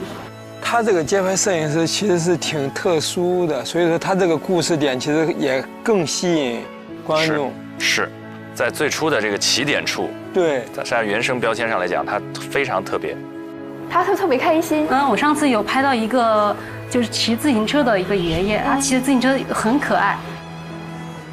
后来我把照片发给他，然后说：“哇，第一次街拍耶，被街拍耶，然后好开心啊！”然后就发了个朋友圈，然后炫耀一下。对对对。我其实有看你的社交媒体上面发很多你的作品，然后你的作品的这个标题，你使用了很多是这种被拍者给你的情绪反馈。对，这也是一个相互的过程，就是我让他们开心的同时，其实我自己也在收获开心。我的点并不是说我去给他们提供了什么，而是大家都是互相的，他们也给我提供了很多的情绪价值。他每天在家里精心打扮的老人走上街去的时候，难道不想被拍吗？那想的呀，有时上来搭讪的那一刻，我觉得就是非常开心和快乐的。作为一档外景节目，杨凌卫开始直接做采的方式，并不是最好的选择，但他的话题选择很精准，也很聚焦。您的那一组时髦老人的照片很出圈，直接聚焦到摄影师街拍时髦老人的特点，迅速展开话题。一开始其实拍是在这个附近去街拍，对不对？对，在附近。我当时就是觉得五原路这块特别有生活感，然后经常会有来来往往的那种老年人，穿的特别有趣的，就聚集在这一片。走啊，对，转一转。那能不能有机会带我拜访一下之前你拍过的人？然后如果方便的话，也可以帮我拍几张照片。当然可以啊。哎呀，就等你这句话了。好的，那我们一会儿去看一下。好。出发喽！又下雨了。What？ 啊，上海这个天气，我真的是变化无常。我们街拍的时候，经常也会遇到这种场景，就拍着拍着，然后就突然下雨了。那这种时候怎么办呢？一般躲雨啊，还是怎么办？下雨了怎么办？躲雨。哎，你看这个位置的话，就是我平常以前就经常来拍的那个路口。你们就是在这里抓人？对。所以这个十字路口是你们之前会在五原路和乌鲁木齐路这里选择街拍的一个角度。对。因为这个路口的话，会有很多生活中的老年人，他们去买水果，去买菜。我拍他们很喜欢一些有烟火气的场景，而且上海的老人很有情调，喜欢买花，和花在一起很有生命力。感受生活。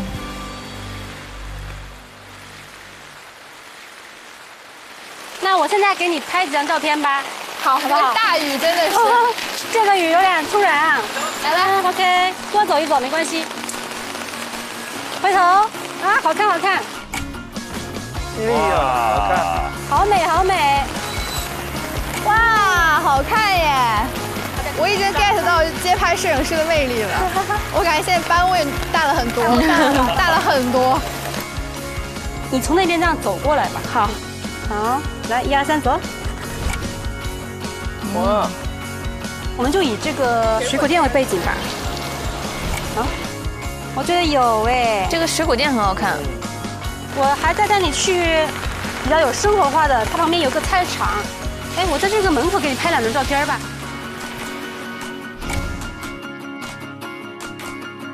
好像雨下小一点了。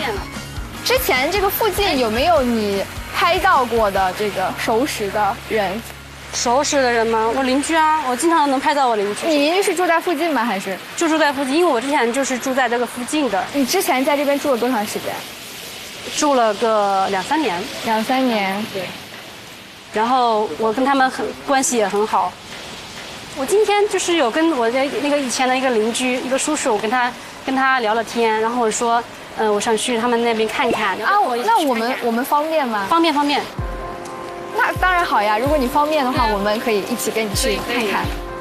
其实我觉得多一些第三人的视角会更好的去表达你的。你明白我意思？对，你有他联系方式吗？有的呀，你可以看看。明天哈。对，行。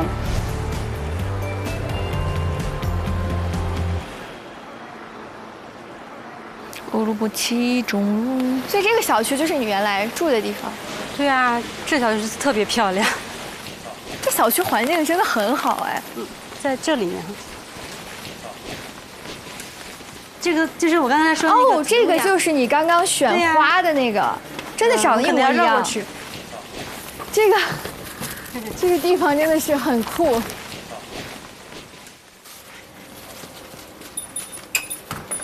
这边王老师，嗨，我来啦！来，介绍一下，这是我们的魏魏。对，我们是王老师的朋友，然后我们也是东方卫视下一站的主持人，我们节目组。欢迎！哇，好酷啊！这太适合拍了。来，您工作室方便了，麻烦给你带点水果。谢谢。就放的是下大雨的。对，哇，你这里太有腔调了，王老师。哪里有腔调？很有腔调呀。哇，哎呀，房间不大，但是处处是景。他跟我提说他的邻居他特别的感动，然后说正好说邻居里面有一位老师说要来看看。不容易啊，一个人冲到上海来，我真的觉得不容易啊。他一直做街拍，对他知道我做街拍，然后也拍了他的。就也会有这种偶遇的情况嘛？有时候我们在安福路会碰到。好酷啊！王老师是上海人吗？上海人。上海人啊！我是上海，我能听得懂吗？No， 谁听谁讲？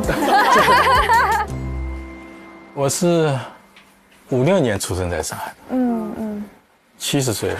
哦，看不出来。怎么看不出来？我当时来的时候，我也没看出来你的年龄。你的造型太酷了。王老师现在每天就是退休之后，现在在做什么？就是每天过来发呆，所以说我叫这发呆室。哦。就是听听音乐，看看书，喝茶，惬意啊。有时候嘛就闻香。我好羡慕王老师这样的生活。不要羡慕你老了你就知道了。我现在才能体会我父亲那时候的年龄，那时候的这种状态。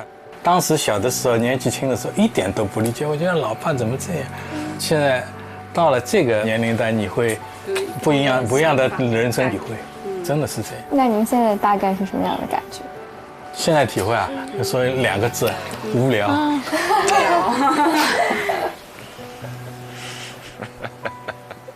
他说的是你们邻里之间给他的感觉特别温暖，然后他还经常会回来看看。我说这个在上海现在大家租房子节奏这么快很少见。他住在这儿，这弄堂里面全是本地人。其实真正的上海人都挺宽容的。您上海本地人总结一下，你们给自己加一个标签的话，会是什么样子？我觉得没什么可记的。所谓的，其实我跟你说，上海人说乡务人，乡下人这3个字，并不是说外地人，包括上海人本身也是。你如果过马路，一个上海人过马路不看红绿灯，马上后面就有人说这是乡务人。其实他就是不守规矩的人，就是乡下人，并不是说乡下人一定是外地的或者是农村的。真正的上海人就看你规矩不规矩。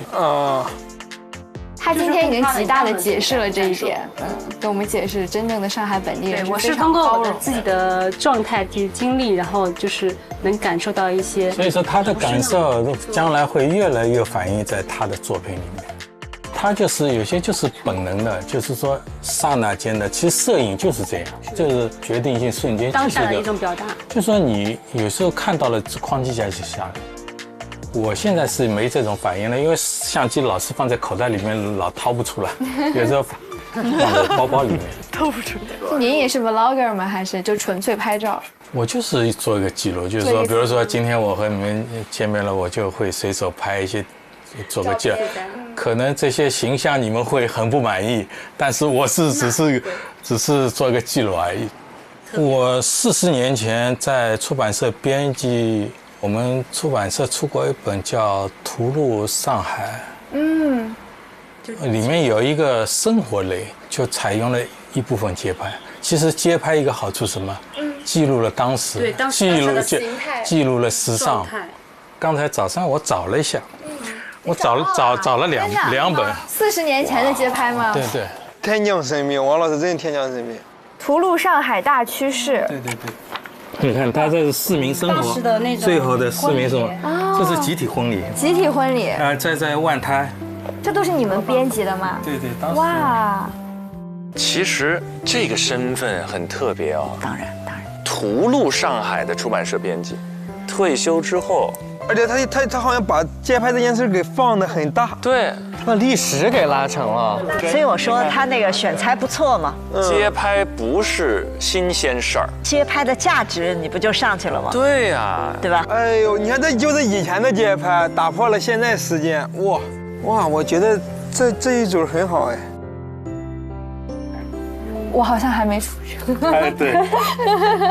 哦，你看王老师的名字，哇塞！所以说你可以看到当时的这种街拍。哇，你看这是以前的街拍，初代街拍。这个不是现在的那个老前锋拉夫朗。我再拍一个。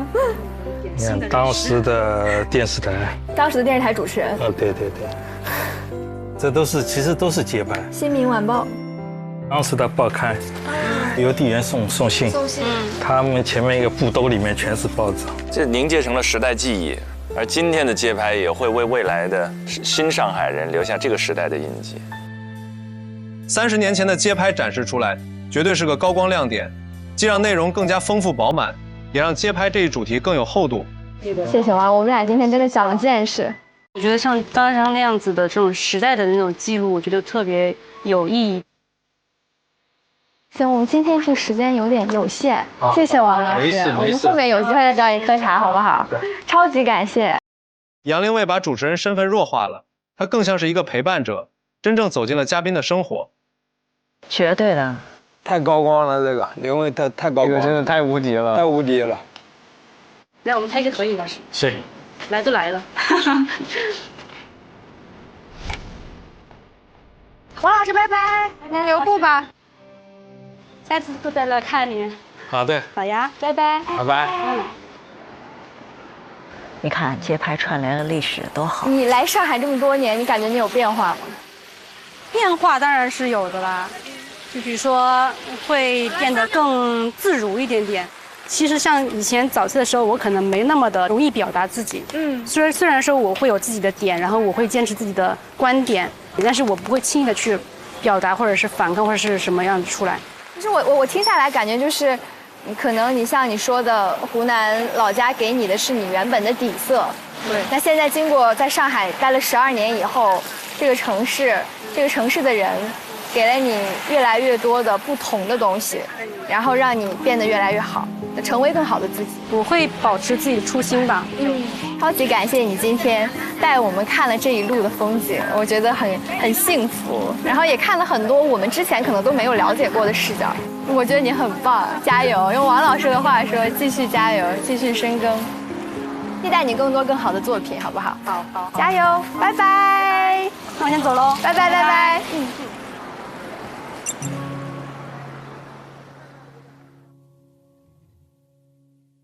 就是他更像一个陪伴者，然后聊天的人，真实的置入了他者的生活，很细，像一个没有修过的图片。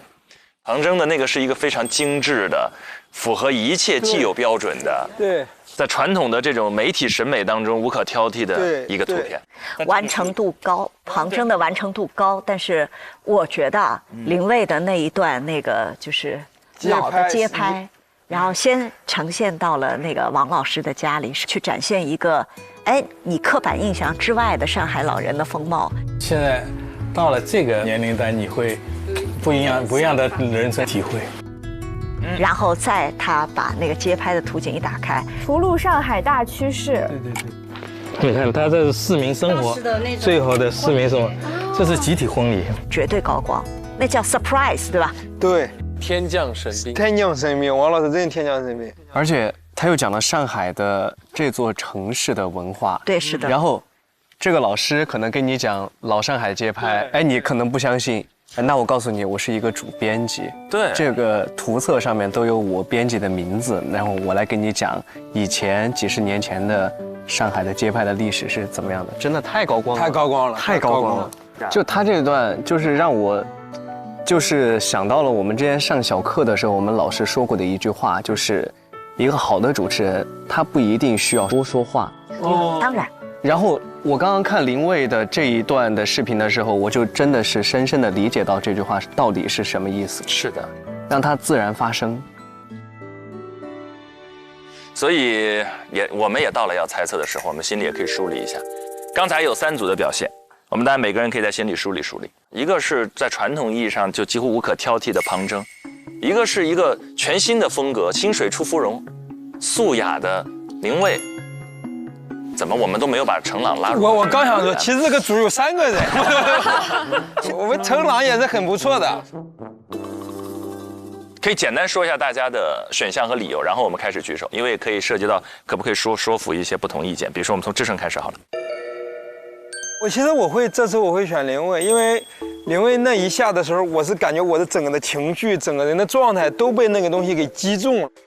哪一下？拿着花回头笑的那一下？就是拿出来那个20多年前街拍的那个东西的时候，因为我突然觉得一下子街拍这件事情有了一个很长的脉络，以及有了一个很长的价值和意义。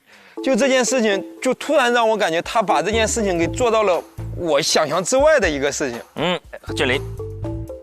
听完志胜哥的讲述，被打动了，我被打动了，我把你击中了，你把我对，因为我突然想着，我也会把票投给林蔚，因为真的击中，可遇不可求，这个真的可遇不可求，绝了，绝了。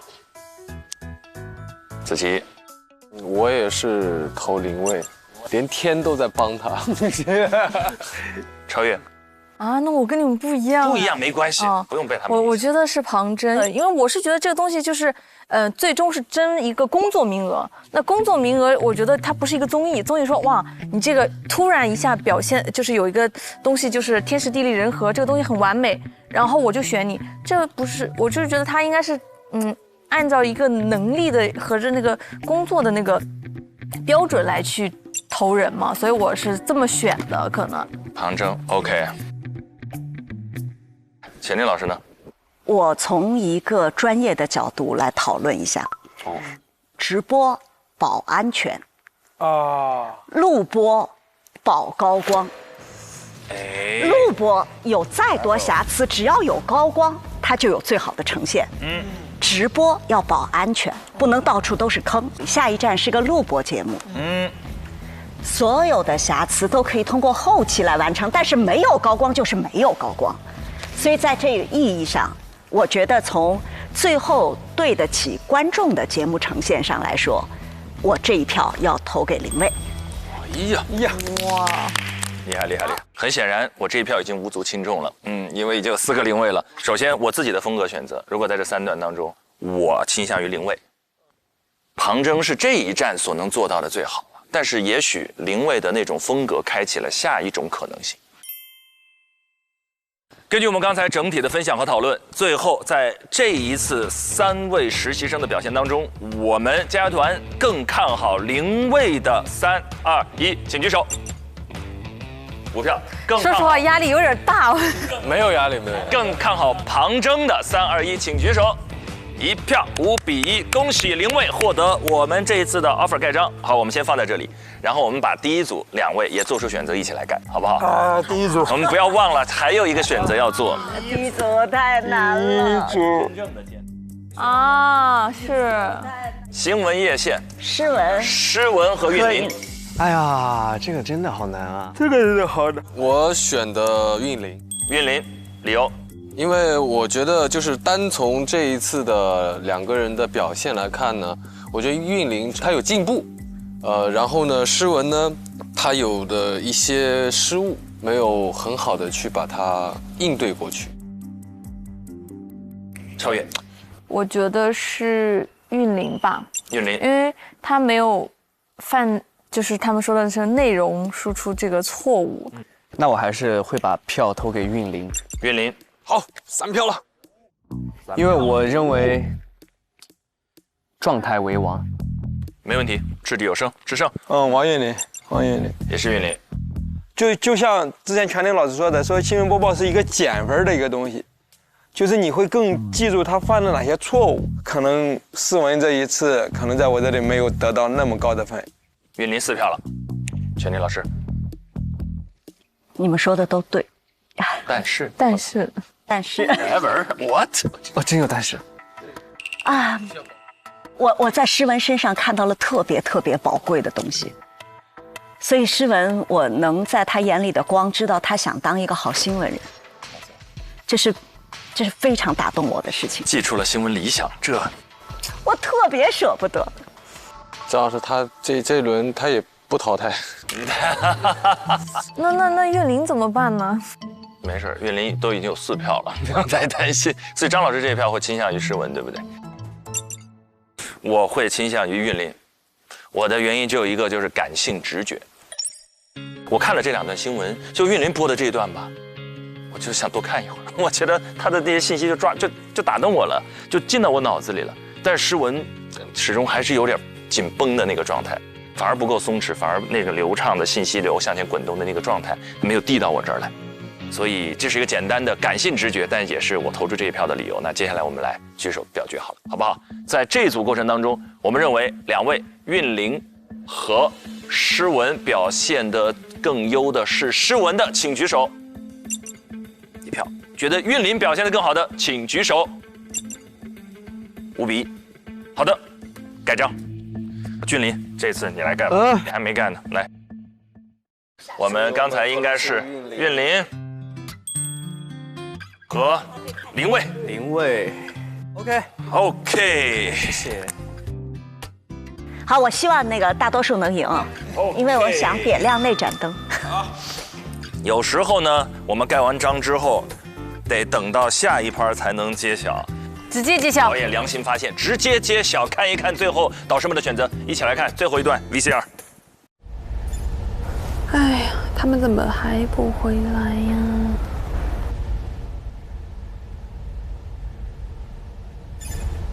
哎，好爽啊！这个下午好轻松啊，好幸福啊！哎，怎么回事？暴风雨来临之前的平静。没什么暴风雨。我有暴风雨，我都不敢回看我的节目，太恐怖了。你看他可淡定，因为他没错那么重要的东西。我把瑞典首相的名字读错了。把什么？我把瑞典首相的名字读错了。对不起，我这个没有道德的笑声。我感觉诗文这个事儿能记一辈子。记一辈子。小生回来了。哇，你们好辛苦啊！我回来了。哇，国风少年，我找不下去了。为什么两位姐姐这么素，你穿的这么隆重？因为他嘉宾是一个外国人，对，他特意去租了衣服。租的衣服。对。所以我现在要换回来，现在要送回去了。他马上要还回去了。那边喽，去那边过去了。要不要过来吃2口？好，要我低米未进。恶毒。你们都点了吗？嗯，点了。你点一个最快速度到，对。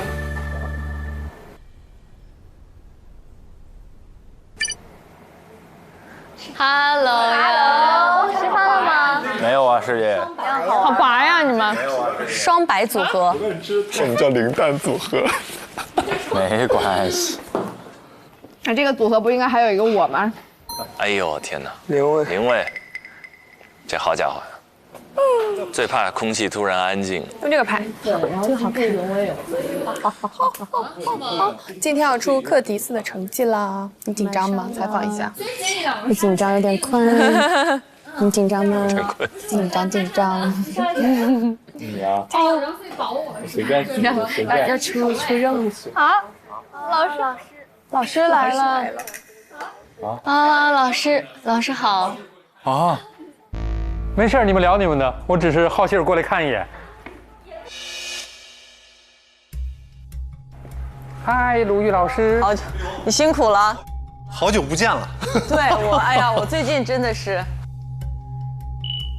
咱们待会儿开会是去大会议室是吗？对。现在等晨晨回来，我们到小会议室商量一下，各自碰一下结果。Hello， 老师。老师好。老师好。没事儿，我就来看看你们。好多人一天没见，想你们了。突然过来看一下，把我吓一跳。所有老师都会来一次，我也就是看看你们，最后再看一眼。他们要老师在那边开会，现在他们开会要一起看视频，然后再看视频。我们没有视频，我们一起看。哇塞，好吓人！让我玩一下手机。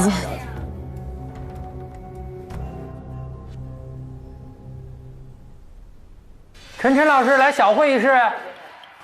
又是热烈讨论了。Hello。到了让我们纠结的时候。好了，大家说一下各组的情况。从你开始啊。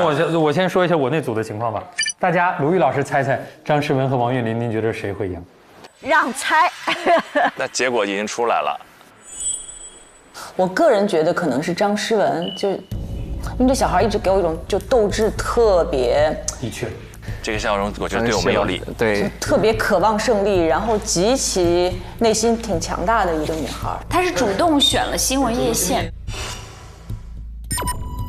所以她特别坚定的选了你，因为她觉得她擅长稳赢，她稳赢。韵林是第9个选的，她最后一个选的。她某种程度上是被逼进这一组的，她是被迫去选的她。天哪，咱俩命也太苦。命也太苦。我已经看到了我最后的结局了。好心态。所以你们都觉得是诗雯是吧？我觉得概率大一点。这是每一组的老师单选，应该是因为他们都不太了解其他组发生的情况。我3位：冯程朗、庞征、杨凌卫，你们猜一下。以过往的表现来说，庞征一直是比较稳定。对，庞征3个第一。他们3个人其实都很努力。冯程朗有些亮点，那他会在访谈的时候突然说：“哎，我给你拍一张照片吧。”那既然都来到这儿了，要不我给你拍几张照片呢？然后摄影师一看觉得，哟，从来没有人主动说要给我拍个照。我觉得他这个想法就特别好。然后庞征呢，他给自己设计我做这个摄影师的小助理。我今天给你当小助理吧。我到马路上跟陌生人去沟通，可看性还是很强的。杨凌卫确实给了我惊喜的，他找到了一位有故事的老人，带我们回到了30年前的上海。我好像还没出生。对。哟，这道真的蛮难说的。我猜冯程朗。我突然心跳好快啊！这就是对我们来说很痛苦。这也不要考虑到底是谁走谁留的问题，就是你的直觉判断谁更好一点。我觉得这咋选呀？总归要有个结果。哦，太难了，太难了，我们真的。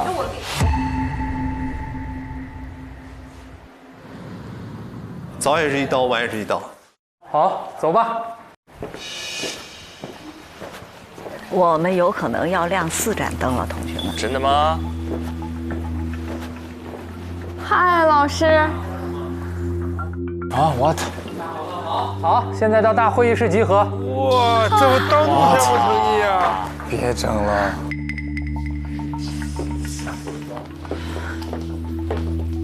哇，老师们已经做好，好吓人啊，好吓人。好，哎，看看他们的神情，以便于我们猜下一次谁赢了。嚯，草蛇灰线呀，劝林老师。大家都到齐了。今天呢，不是采用发邮件的方式来通知大家的结果，因为这一轮考核的结果可能比第2轮、第3轮产生的影响要更大。分儿多呀！每当我们在大会议室聚集来宣布结果的时候，大家都知道，就意味着可能会有人要离开我们这个实习的集体。所以呢，接下来就到了宣布结果的时候。哎，你看刘佳宁现在笑得很沉稳，我觉得佳宁应该表现不错。那首先从我开始，诗文和韵林。那最终，我以及我询问了凯旋以及看到后期成品的我的其他同事，我们得出的意见是一致的。一致的。我这一组考核胜出的是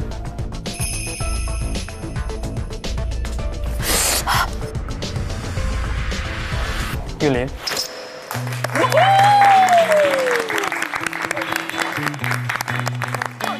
黄韵林相对可能做晚会，包括做节目状态比较多，所以能感觉他是相对比较亲切的、有交流感的在跟你说。在彩票店买了4万多元的彩票，幸运的中奖10万余元，但男子不仅没有拿到钱，还在今天被判了刑、罚了款，这到底是怎么回事？来看报道。他们2个人同时我都设置了一样的一个应急，就是提字器灭掉。韵林是很迅速的低头，马上接着稿子念。暴雨，那同时呢，我们看到个别点位的大暴雨，并且还伴有雷电。在节目上的表现呢，没出大错，整体播报的完成度还是很高的。太棒了呀！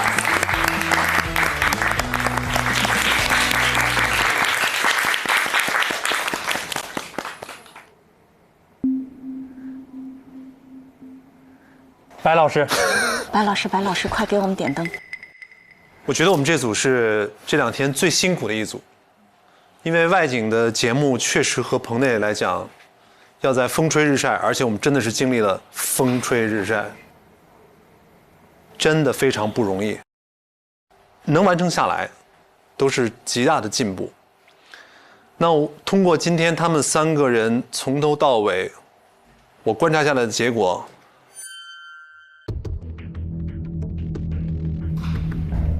我认为表现最出色的是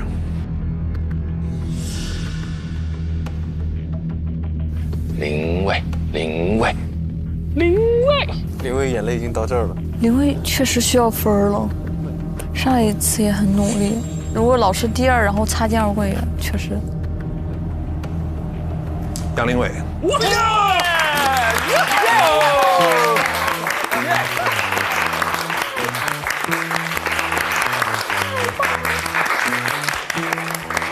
杨林伟把这个摄影师作为了串联起这个故事的主线。我这个片子的主题是想通过你镜头下的这些上海的老人，对，串联起来，让大家感受到一个不一样的上海。正好说邻居这边有一位老师说要来看看，就让我觉得摄影师这个人一下就丰满了，一下就火起来了。哇，被您说我都很想看。然后有一个点我都想学，他是有心，因为去人家家里拜访。我要带点水果去送给人家。打扰了，我给你带点水果。哎呀，谢谢。你这里太有腔调了，王老师。有礼貌。哎，我觉得这个动作就特别有人味儿。就我们以前拍下山，我都没想到我去人家拜访，给人带点东西去。所以他是给我惊喜的。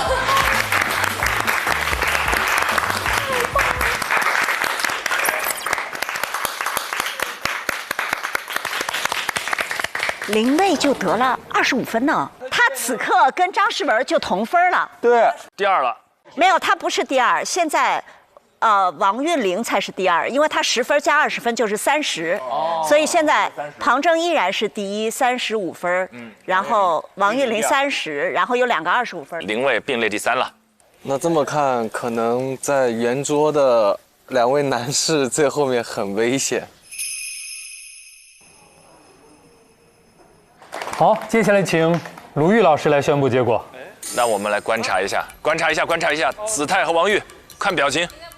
陈晨老师来宣布结果。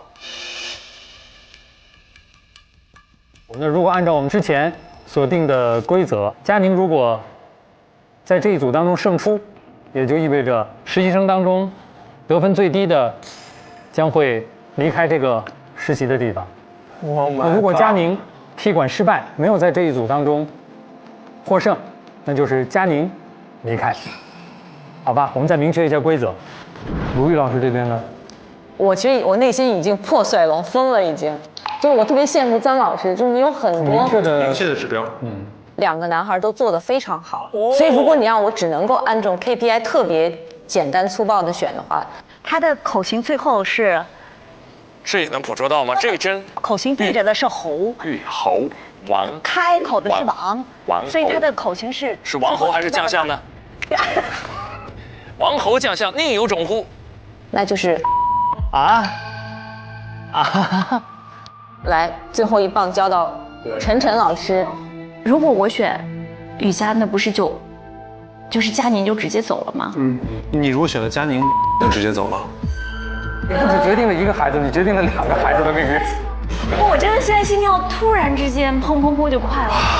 因为我们是给东方卫视招未来的 offer 的人，我们不可能从更多的情感的角度来讲，想留谁不留谁。更多的还是谁的实力更强，在你看来，你会因为这个临时改决定吗？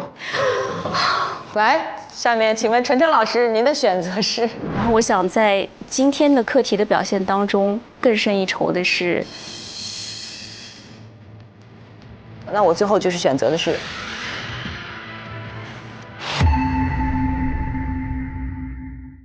我们下一期再说，好的。不是，我们先把灯给点了呀。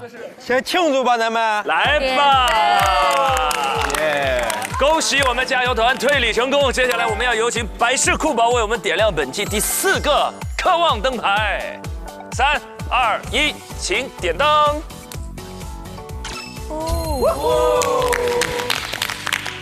不过这一次我们在整个过程当中，杨凌卫的成长是最令人刮目相看的，因为他完全非科班出身，仅凭一腔童年时的热爱，但是这一次展现出了毋庸置疑的，我觉得获得了我们这么多人票数赞同的这样的成就和改变。智胜，你的凌卫这么大的成长，看到这你心头什么感受？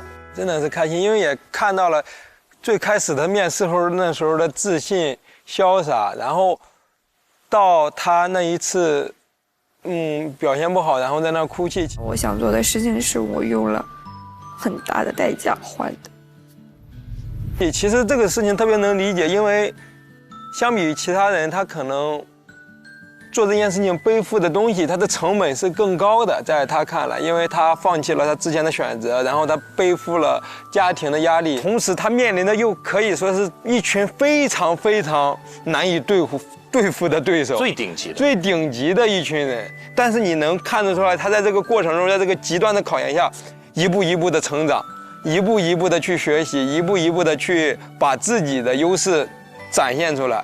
真的替凌卫开心，厉害！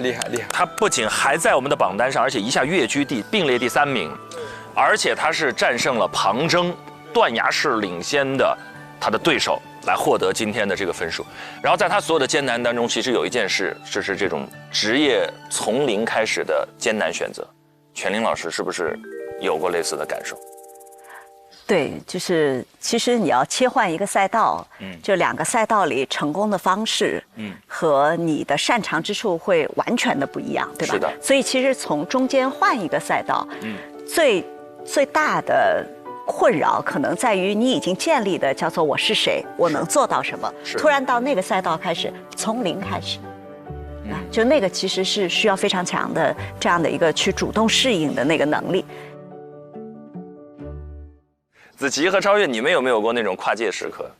跨界时刻，艰难或者需要勇气的时刻，来做一个曾经没那么熟悉的事儿，但依然有勇气把它做好，有吗？有勇气把它做好。其实当时在做的时候，并没有什么说一定要把它做好。我记得你之前有分享过，你是高2还是高3在艺考的时候进入的表演的世界，对吧？所以如果你不艺考，你会做什么？我在那之前，我是在学习斯诺克。斯诺克，斯诺克，教一教我呗。所以你是走职业路线了吗？斯诺克？在学习，在往职业的方向去努力。我爆料一下，最近刚刚夺得世锦赛的赵欣彤老师和子琪也是有不错的关系。对，那时候我们在同一批打过比赛，所以您差一点是职业运动员了。那差老鼻子远了。在去往那条路上，想不到，我其实从很小的时候就开始打了。我还没有那个球杆高的时候，我就已经在那时候还叫台球厅哦，在里边就玩，展现天赋，是天赋型吗？如果说我在那个时候被送去学了，我很有可能就真的是有机会去往职业的道路了。哇，哎，这个是真的第一次知道啊。超越有吗？我之前的工作是可能就是工厂里的工作啊，然后后面我也不知道自己一步一步怎么选择，然后就是慢慢的就走到了就是一个其实相对这个陌生的一个领域嘛。一开始是很拧巴的，然后后面就是慢慢的适应了，然后学习会觉得啊，别人都已经学好了才开始，而我是什么都没有准备，有一种永远都在追逐奔跑的路上，然后没有准备好的那种慌乱感。但是后来慢慢的就是找到了自己的节奏，也已经习惯了，对，然后也很珍惜这份工作。现在每天就幸福快乐的。是的，很满足，有一点点进步我都觉得够了。对，这是我的节奏。哎呀，开心，真的非常感谢超越3期的陪伴。但是谢谢，如果没有你，我们这3盏灯也不知道能亮几盏。那经过这一次课题实习之后，杨宁卫终于突破了0分荒，已经得分。那如果刘佳宁踢馆成功，王玉和侯子泰之间就必有一人会提前结束实习。如果刘佳宁踢馆失败，那么直接铩羽而归，跟我们说再见。所以下一期这个谜底就会揭晓。渴望就可能，心动就发生。本节目由酷爽带感点燃无限渴望的百事可乐冠名播出，下周不见不散，拜拜，拜拜。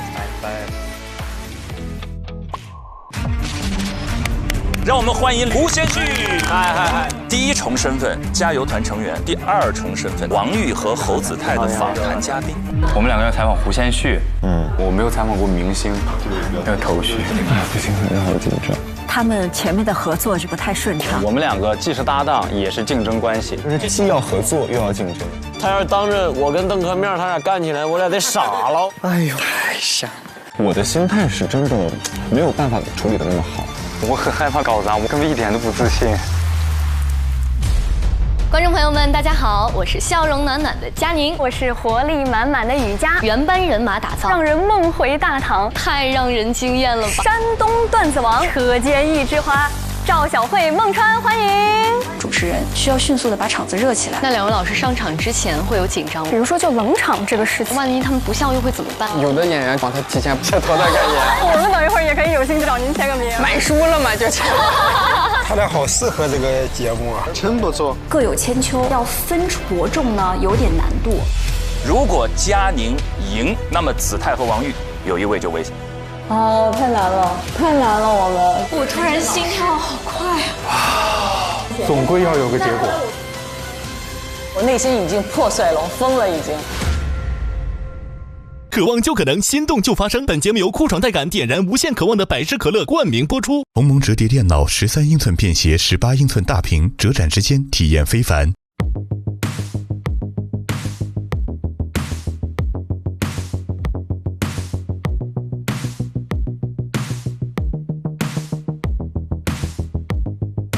你想成为怎样的人？在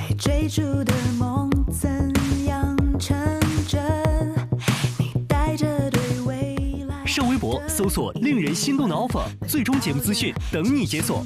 上微博参与令人心动的 offer 话题讨论，选出你看好的主持新生，见证最终 offer 的诞生。上微博带话题令人心动的 offer， 分享出面篇名场面。更多节目精彩资讯尽在新浪娱乐微博综艺、新浪综艺。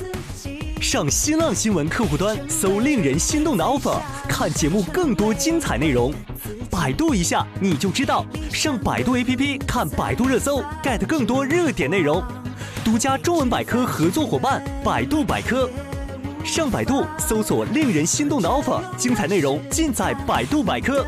上知乎搜令人心动的 offer， 解锁更多精彩讨论。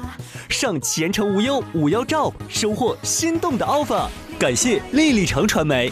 如果你对内容行业感兴趣，欢迎在腾讯校招官网 join.qq.com 投递峨眉派专项，等你来实习。令人心动的 offer 尽在腾讯校招，等你来拿。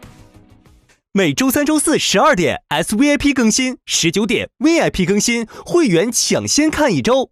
周5 12点 SVIP 抢先看加更版，19点 VIP 会员专享，看更多精彩内容。周6 12点 SVIP 抢先看衍生，陪你看 offer，19点 VIP 会员专享。